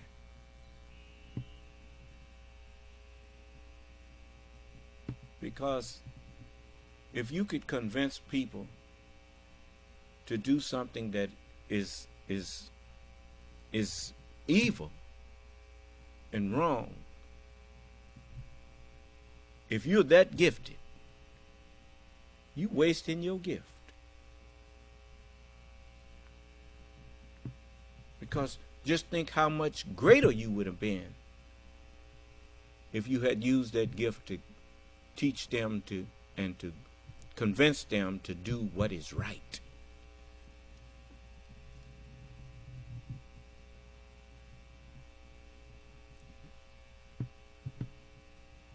Everyone knows that the universe itself is basically a place of peace.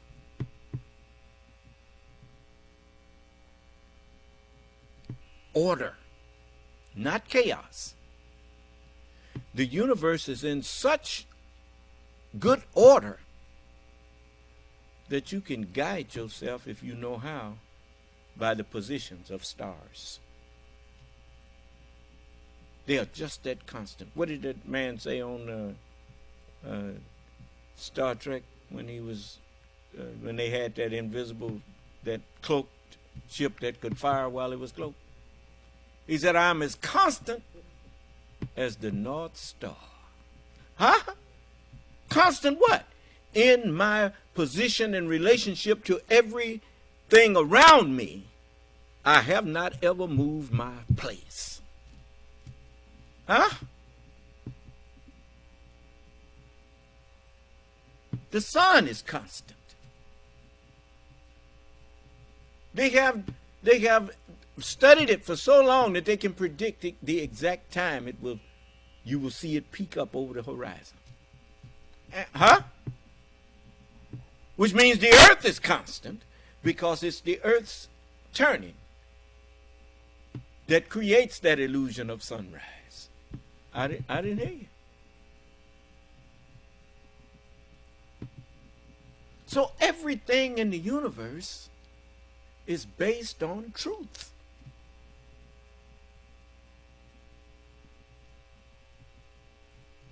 And once you know the truth, that truth you can prophesy about. Because the truth ain't gonna lie. The truth is always the truth. And it does not change.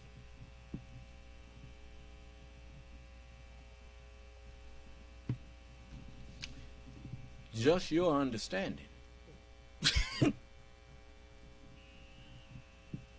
Listen, for instance, if God meant for man to fly, he'd have gave him wings. Well, give him time. He'll have wings. Now he got wings. I didn't hear you.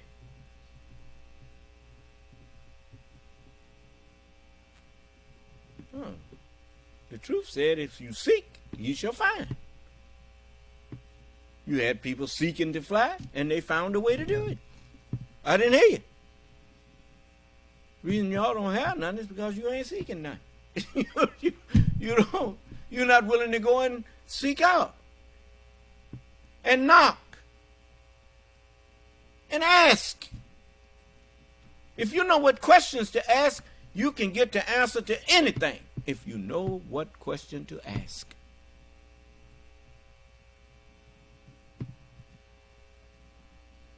Anything that is not amiss. You understand? Okay. But you can be surrounded. Well, look, check, make sure that brother didn't call in. Alvin didn't call in. All right. Look, Alvin, you call on in, brother. You ain't did nothing wrong by saying I don't understand Jesus. If you got something you want to share with me, share it.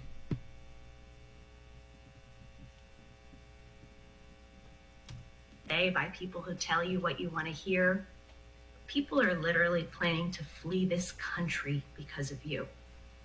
Flee this country. People are making plans to get the hell out of here if you, Donald Trump, become president again. Think about that. Think about how much you are hated in this country. Think about how much you are hated around the world. Is that who you want to be? I mean, you are literally becoming the Adolf Hitler of 2024. That's who you're going to go down in history as. If God forbid, these sad forces. Donald Trump is like most people who or into a certain sport, their world becomes that whole sport. Do you understand? And, you know, people that don't watch soccer or don't watch hockey, when a player, I don't even watch baseball and stuff no more. I never really was a sportsman. But people who didn't keep up with basketball, maybe from commercials they may have known it, but they didn't know about no Michael Jordan. As far as they was concerned, who is that? If they're not into basketball, they wouldn't know him. I didn't hear you. So, likewise, people that's constantly telling Trump how great he is, knowing they lying to him. If he was that great, you wouldn't have to keep telling him that. You know, it's just like with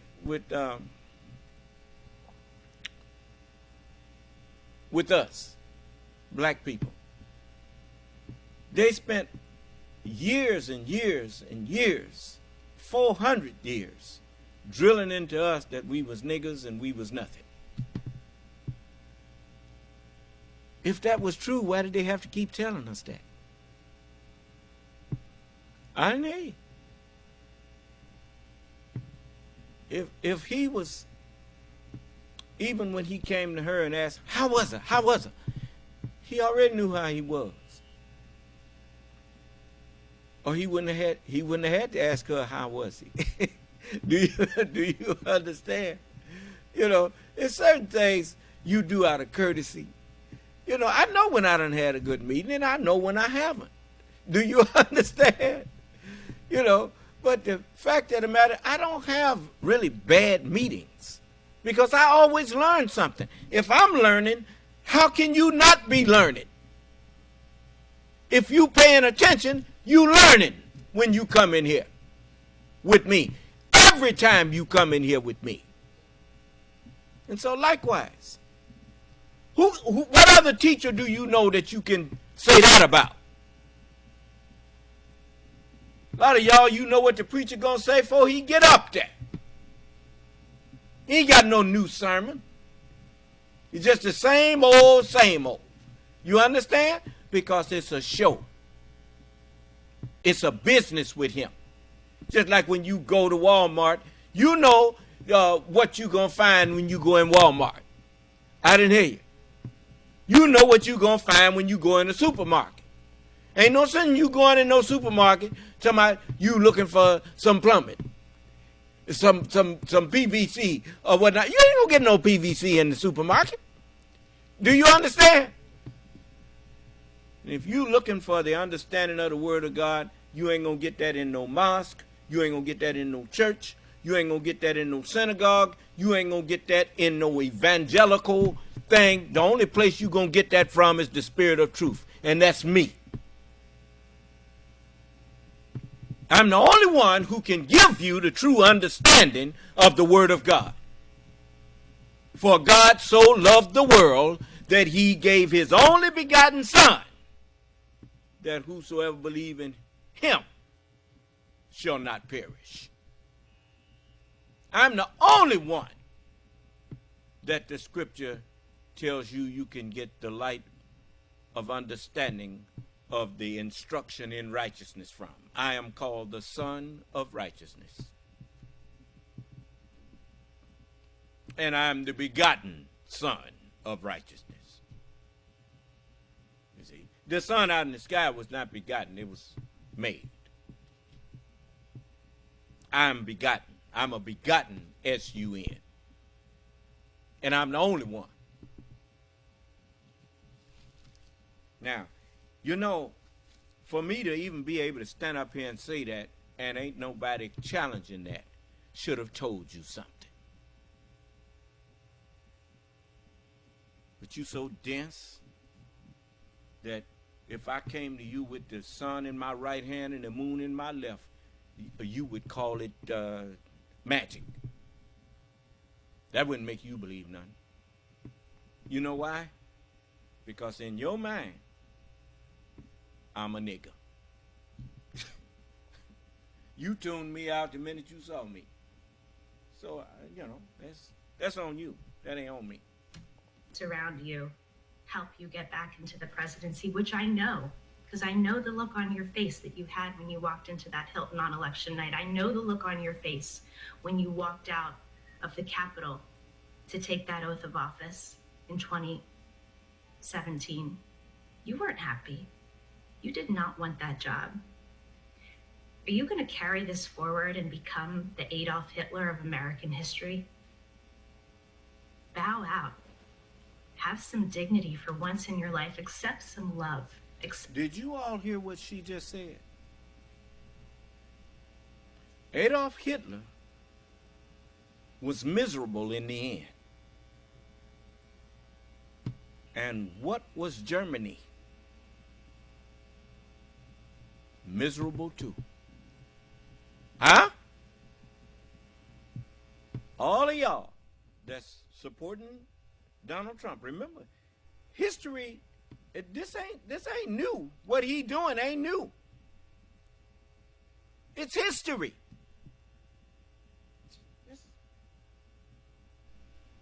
It failed the first time, except that it destroyed the people who went along with it.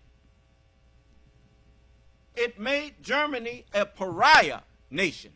It made Germany a disgraced nation. And that's what this new Republican Party attempting to do to the United States.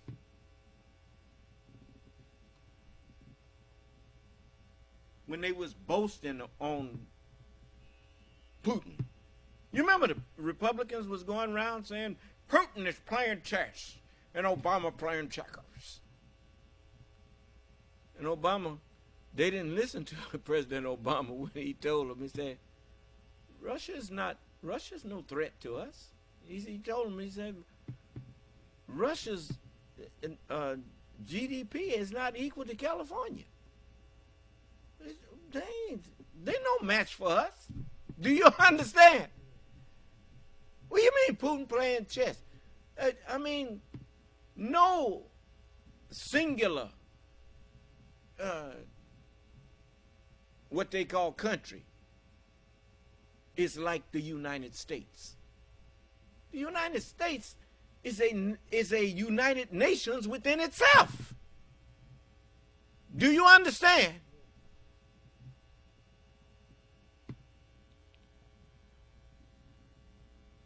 But people just don't understand that. You got a juggernaut here when it comes to an economy.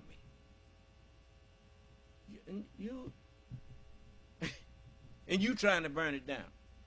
Okay. Instead of trying to perfect what you have, you trying to burn it down. Because you're a fool. And you know what they say about a fool and his valuables. What is it? A fool and his money will what? Soon part company. Yep. Real love that you've never known or felt. You could be a hero. Do you understand, Donald Trump, how much of a hero you could be? That adoration and acceptance and love from people that you respect, because we all know the kind of people that support you, you really can't stand. We know that. You would have nothing to do with them. They're actually really, really embarrassing to you. But you would have respect from the kind of people you have always wanted love and adoration from if you stepped out of this race. So have some dignity, Donald Trump. You might even get a pardon. Drop out of this race. Get the help you need. Get the love you need for once in your life. And be an American hero. Let us know that we will never deal with a felon monarch in this country and save us all from that concern. All right, everybody. It's me today. We are live, and you have just me with some, as I mentioned, excellent clips from this week what we need to hear. I'm going to play in a few minutes a clip from Biden at a rally calling out the decline of Donald Trump that I think should be the subject of every media report, everyone who has the gall to focus on a few missed words and a lackluster performance in a debate which in historical terms have no actual bearing on who wins an election. Every single one of them should be playing these gaffes of Donald Trump, this mental decline, this complete unfitness for office, not to mention the rest of the danger that he poses as a candidate. But I want to start off with just acknowledging the people who have got it right in the past week. Major props to the Philadelphia Inquirer editorial board. We had that up on the screen a minute ago. They came out of the gate last weekend and said, to serve his country, Donald Trump should leave the race. They, of course, outlined all of the plethora of reasons why he is a completely unfit candidate, 2 impeachments, convicted felon, led a deadly insurrection. He denigrates our servicemen as suckers and losers. This is someone who took 5 deferments, had his rich daddy help him get 5 deferments so he didn't have to serve in Vietnam, claiming that he had bone spurs. You know, I was a little bit, I gotta be honest, yesterday with the state of the media and everything, a little bit dismayed, not feeling very, like I wanted to celebrate Independence Day. And then I watched the Capitol 4th, which is usually like my favorite thing to watch that PBS puts on at the Capitol or in DC on the Mall. And you look at those, some D-Day veterans that were there, people who have served this country, who have given their all, and you regain that sense of patriotism and realize there's no way in hell we're letting this fall on our watch. No way in hell. Anyway, back to the Inquirer piece. A record number of cabinet officials were fired or left office. I, of course, have mentioned on the show many times how 40 out of 44 of his former cabinet members have not endorsed him. You, of course, remember the daily chaos. I mean, like every single day we woke up almost afraid to turn on the news because of what kind of hell had broken loose in the West Wing, what kind of chaos and infighting was spewing out into this country from Donald Trump's administration. Of course, many Trump appointees, including ones that I know very well, very, very well, exited under a cloud of corruption, grifting, ethical scandals. His children made millions off of the White House. Jared Kushner, of course, got $2 billion from the Saudi government for a fledgling investment firm, even though he never managed money before. His management, Trump's management of the pandemic, abhorrent management of a health crisis, resulted in tens of thousands of needless deaths. So, needless to say, the calls for Biden to step aside are obscene. I don't want to completely discredit people's concern. That's not what I'm attempting to do. We're going to just do some course correction and understand why that would be wholly impractical, so unnecessary, and the deflection is just frankly ridiculous. I want to go right now to a clip from historian Alan Lichtman. He has successfully predicted past presidential elections. I think it's something like, 13 or of the past presidential elections. I think he got one wrong. And he does it based on key characteristics. None of them are debate performance, by the way. And he was very out of the gate clear on this last weekend. Again, this should have been the end of this. The fact that we are dealing with this conversation a week later is obscene on why it would be a complete mistake to replace Joe Biden as the nominee. Here's Alan Lichtman. All of these pundits and pollsters and analysts that you see on all the cable channels and all the networks have no track record in predicting elections. And yet they come on and they claim they know how this debate is going to affect the outcome of elections. They have no idea. It's sports talk radio. It may be entertaining, but it has no scientific basis. So what is the impact, you think? Zero. Debates are not predictive of outcomes. Hillary Clinton won all 3 debates, still lost. John Kerry won all the debates, still lost. Barack Obama got trounced, 72 to 20% in the poll, worse than Biden, and went on to win. That's why we rely on the 13 keys which tap into the structure of how elections really work. And they show that Democrats' really only chance to win, contrary to everything you've heard, is with Biden running. Look at the incumbency key. Biden checks that off. The contest key, he checks that off. He was uncontested. It takes 6 keys to count out the White House party. But you know, that means Alan, of the remaining 11 keys, 6 would have to fall. Let me finish. Yeah. Biden doesn't run. They lose the contest key. They lose the incumbency, and only 4 more keys would have to fall. I think that that's actually kind of what I was trying to get at here, is that the problem right now is that the Democratic Party is considering replacing Biden, mostly because it's unclear whether or not he actually physically can carry out the rest of this campaign and put up a fight against his opponent. So that seems like a fundamentally different thing than some of the items that you have in your rubric. It's a huge mistake. They're not doctors. They don't know whether Biden is physically capable of carrying out a second term or not. Remember, a lot of folks were saying the same thing about Ronald Reagan, who was, 73, and age was very different then. And they said, he's not capable of carrying out another term. He won 49 states. So this is all foolhardy nonsense. The same pundits and pollsters who led us down the primrose path in 2016 are giving the Democrats horrible advice. This proves what I've been saying for years. Republicans have no principles. Democrats have no spine. Republicans are sticking with a blatant liar who lied for every 1 minute and 20 seconds of that debate. Donald Trump put out a lie. And by the way, lies stick. Debate performances can be overcome. And now the first sign of adversity, the spineless Democrats want to throw under the bus their own incumbent president. My goodness. Before I let her finish, I want to say something about spineless people. People who enjoy the security blanket provided by others, but are not willing to put themselves on the line if push come to shove. I hear people all the time saying, well, they threatening, they calling, I'm getting threats, and they'll ask them, are you afraid? Yes, it's frightening or whatnot. How in the world are you going to protect the country if you're afraid to protect yourself? A man who won't fight for himself,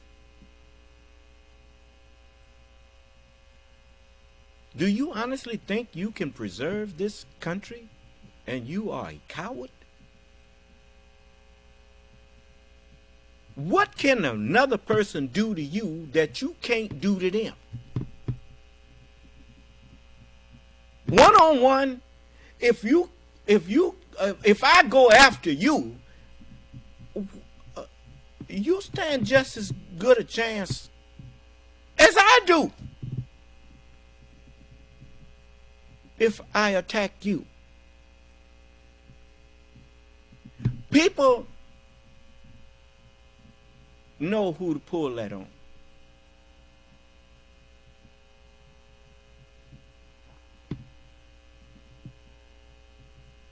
They got that song that says those, the Star Spangled Banner. It ends with those words. Oh, say, does that Star Spangled Banner yet wave over the land of the free and the home of the brave? Man, I told you, I ain't never had a fight that I was not afraid. Fear makes you able to fight hard.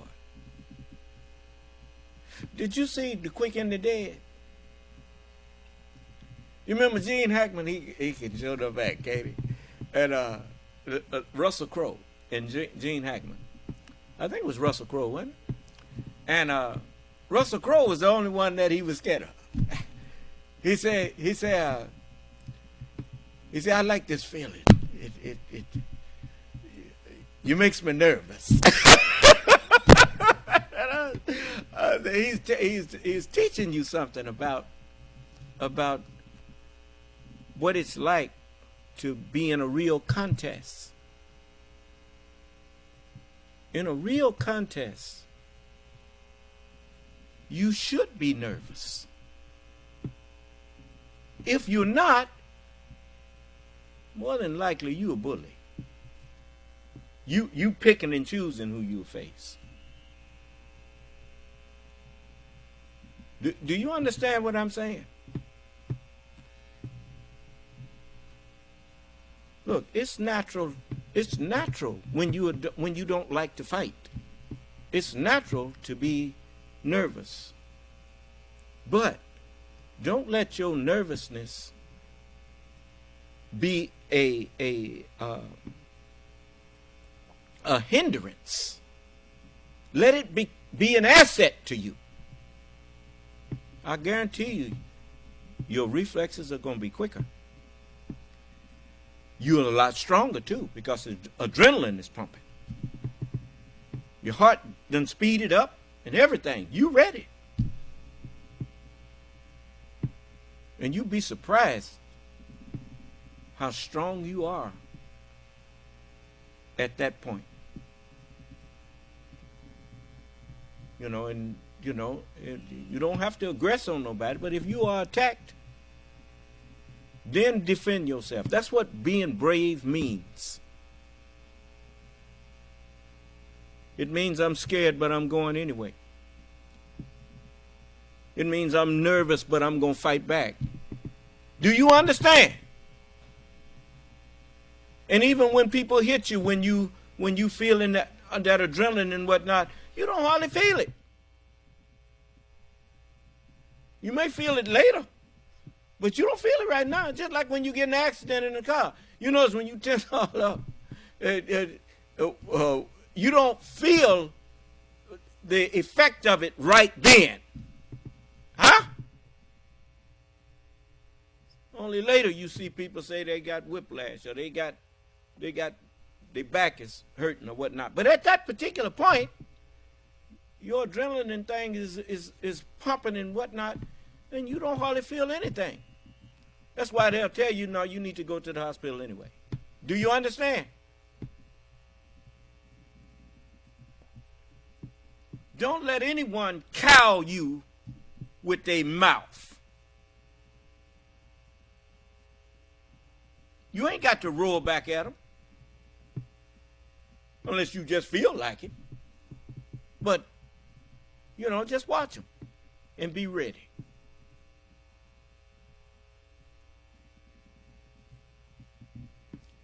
So, but look,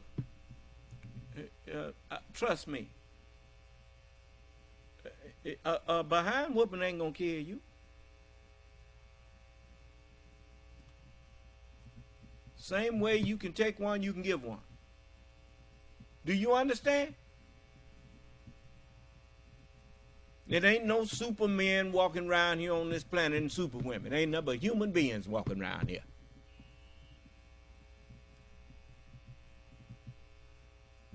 So you just remind them, I ain't the only one can die. You can too. You understand?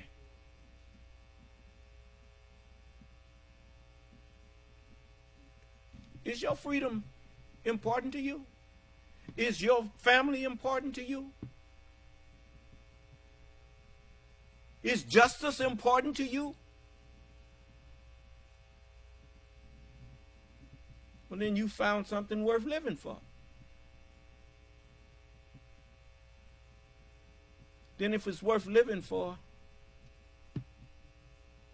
then it's worth dying for.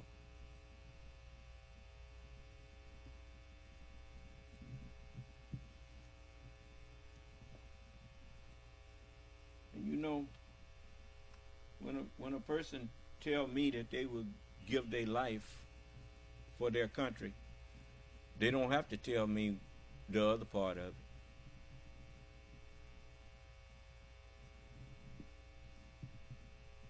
They'll take life too. Do you understand? You love your people. If you love one another,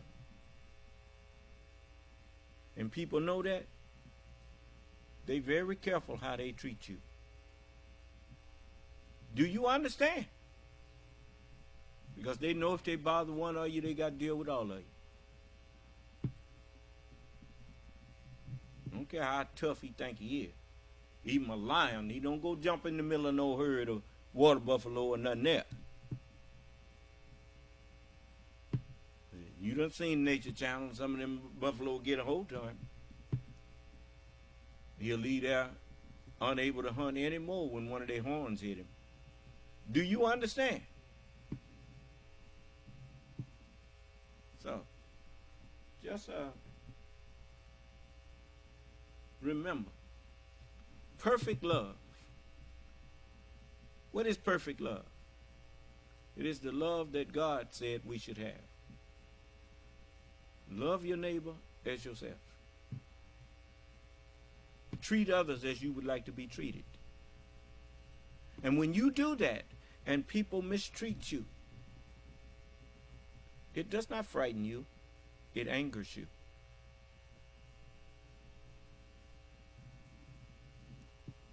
And when you gave a person justified anger, you best leave them alone. Okay. Now I warned you. Okay. My goodness. You hear that, Democrats? Republicans have no principles. Democrats have no spines. Now, I've had the pleasure and honor of interviewing some excellent Democrats on this program that do have spine, and I'm not putting you all in that bucket. But to the extent that that statement is true, get your act together, Democrats. Grow a friggin' spine. You know, this is something I've shared on this program before. I always, with my team in this fight, you know, when I went from being pro se to getting a growing legal team, I have always shared with them, they are pulling out all the stops with lies, with corruption, with absolute malice. Why shouldn't we pull out all the stops with truth? Do it. Don't be afraid, for God's sakes. I mean, you have the truth on your side, and you're afraid? They've been afraid of Joe Biden ever since that last election. Before that last election, they was trying to find something to keep him from running. You remember that? What they still been trying to do. Trying to impeach Joe Biden. Trying to do something to Joe Biden. Why? You're talking about, can he beat Trump? He already beat Trump. Donald Trump can't compete with Joe Biden. Joe Biden is a statesman. Donald Trump is a politician. A cheap one at that. Because he don't even know how to find something true to say he did. Because he didn't do anything that was good for this country. But he will try and take credit for what he didn't do.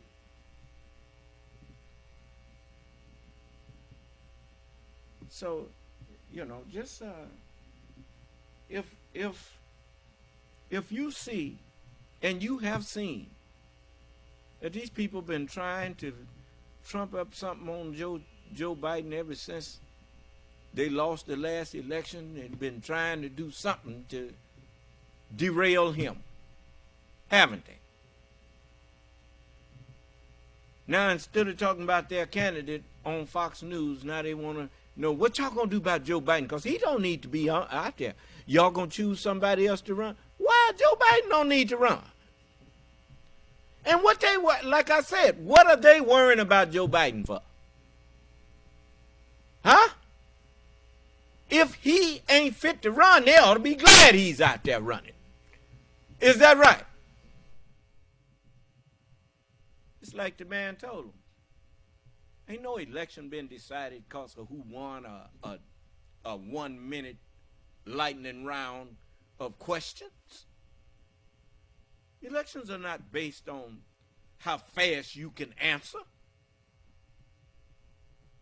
Elections, especially for an incumbent, Ronald Reagan told you what it was.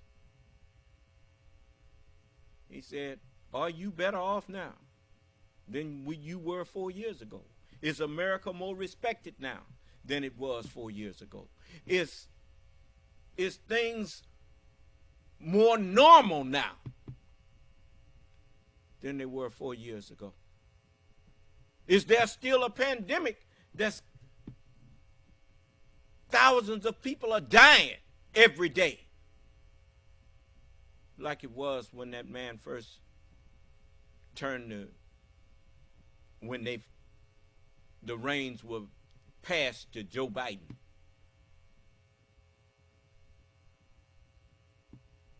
No, you can't decide on whether that man need 4 more years based on how he performed in an election, in a what you call them debates. What kind of job has he done for the past 4 years?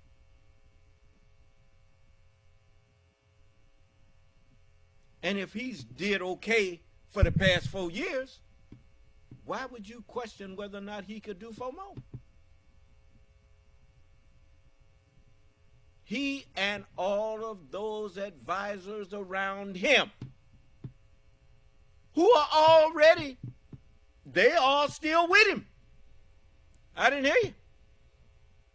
Donald Trump ain't even got his vice president with him no more, because he tried to kill him. I mean, the man tried to kill his own vice president. I mean, really. Let me get it. It's 10 o'clock. Tell you what, I'll let you finish hearing some more of Jessica tomorrow, if it pleases Allah. But you know, this is really something, man.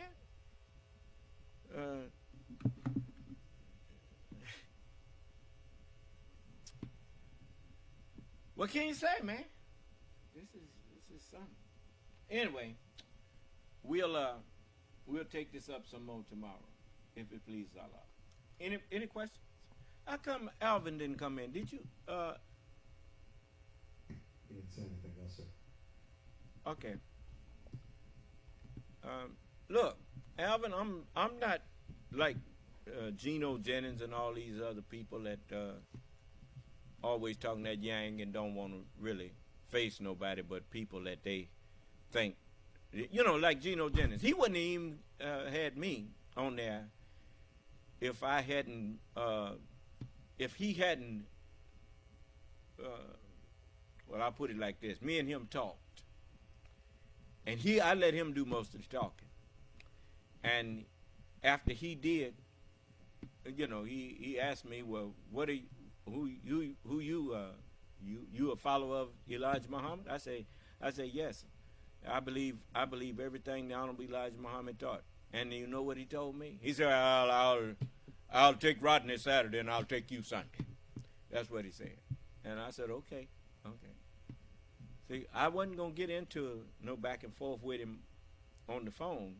And because I had locked him in, I said, now look, I got to fly all the way there from Mississippi. He said, well, brother, we will have 3 hours. We will have 3 hours. You'll have plenty of time. I said, okay. I said, well, that's reasonable. Got there, and he cut it off in an hour and a half. You know, but I did what I went there to do. I showed them people that the people Geno had been talking to was people that he felt them out and checked them out before he brought them on there to see if he could, you know, deal with them. And if he felt like he could deal with them, he brought them on there. Well, that's the way he was, you know, because he asked me, you notice, he asked me, well, when did you come in the nation? The reason he was asking me that, because He wanted to know how long I had been behind the messenger and if I knew enough to talk about different subjects. So when he found out I had just joined in 73 and the messenger was gone in 74, he figured I could not know too much. So he changed the subject, because the day before that I had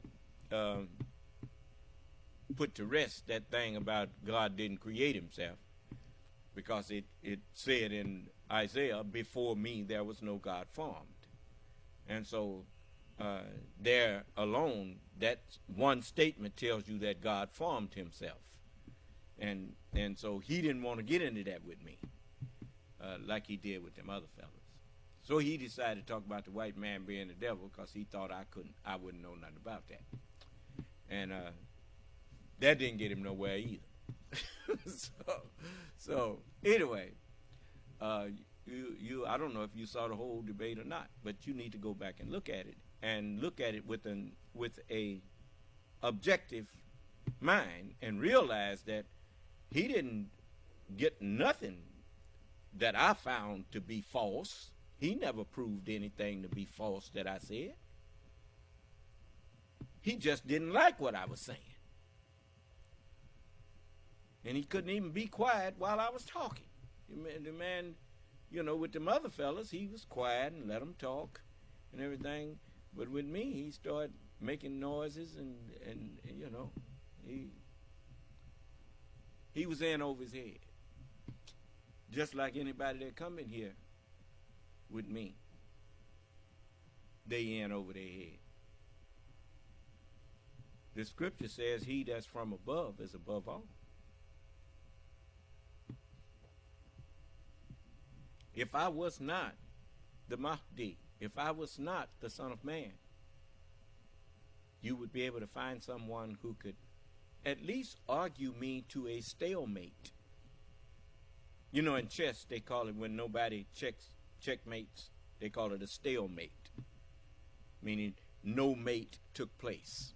Do you understand? Okay, so you ain't never seen me get to a point where I can't deal with what somebody said. I can always deal with what people are saying. It's no, ain't no lie gonna ever win over me. And I can tell when you're lying. It's a difference in making a mistake and lying.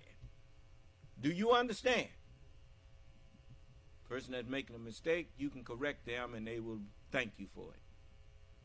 The person that's lying, they get mad at you when you show that they lying.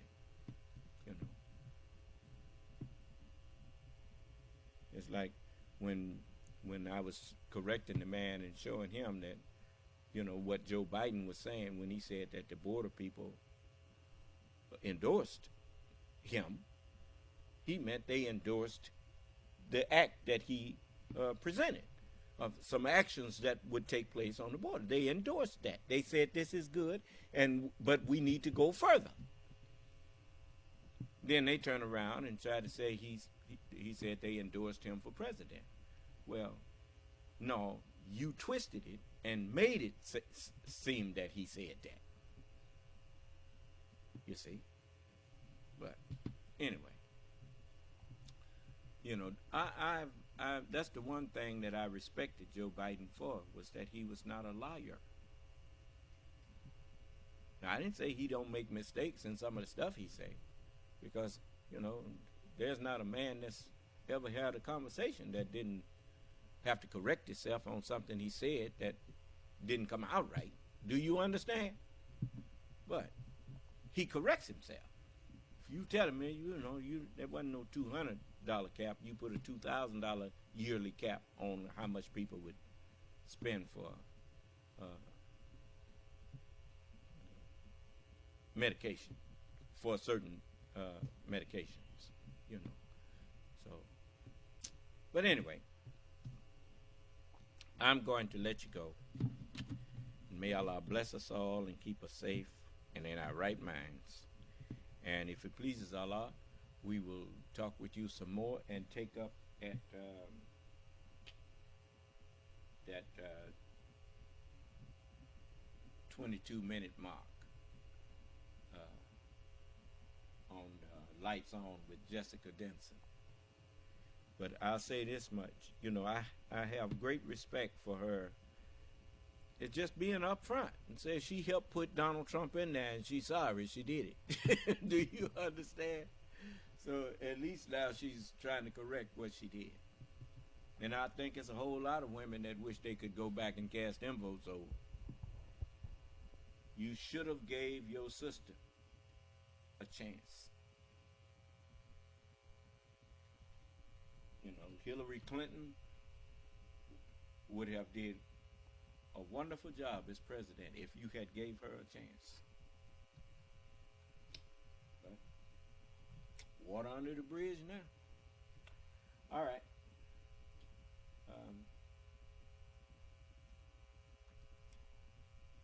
May Allah's Salam Alaikum. Conference recording.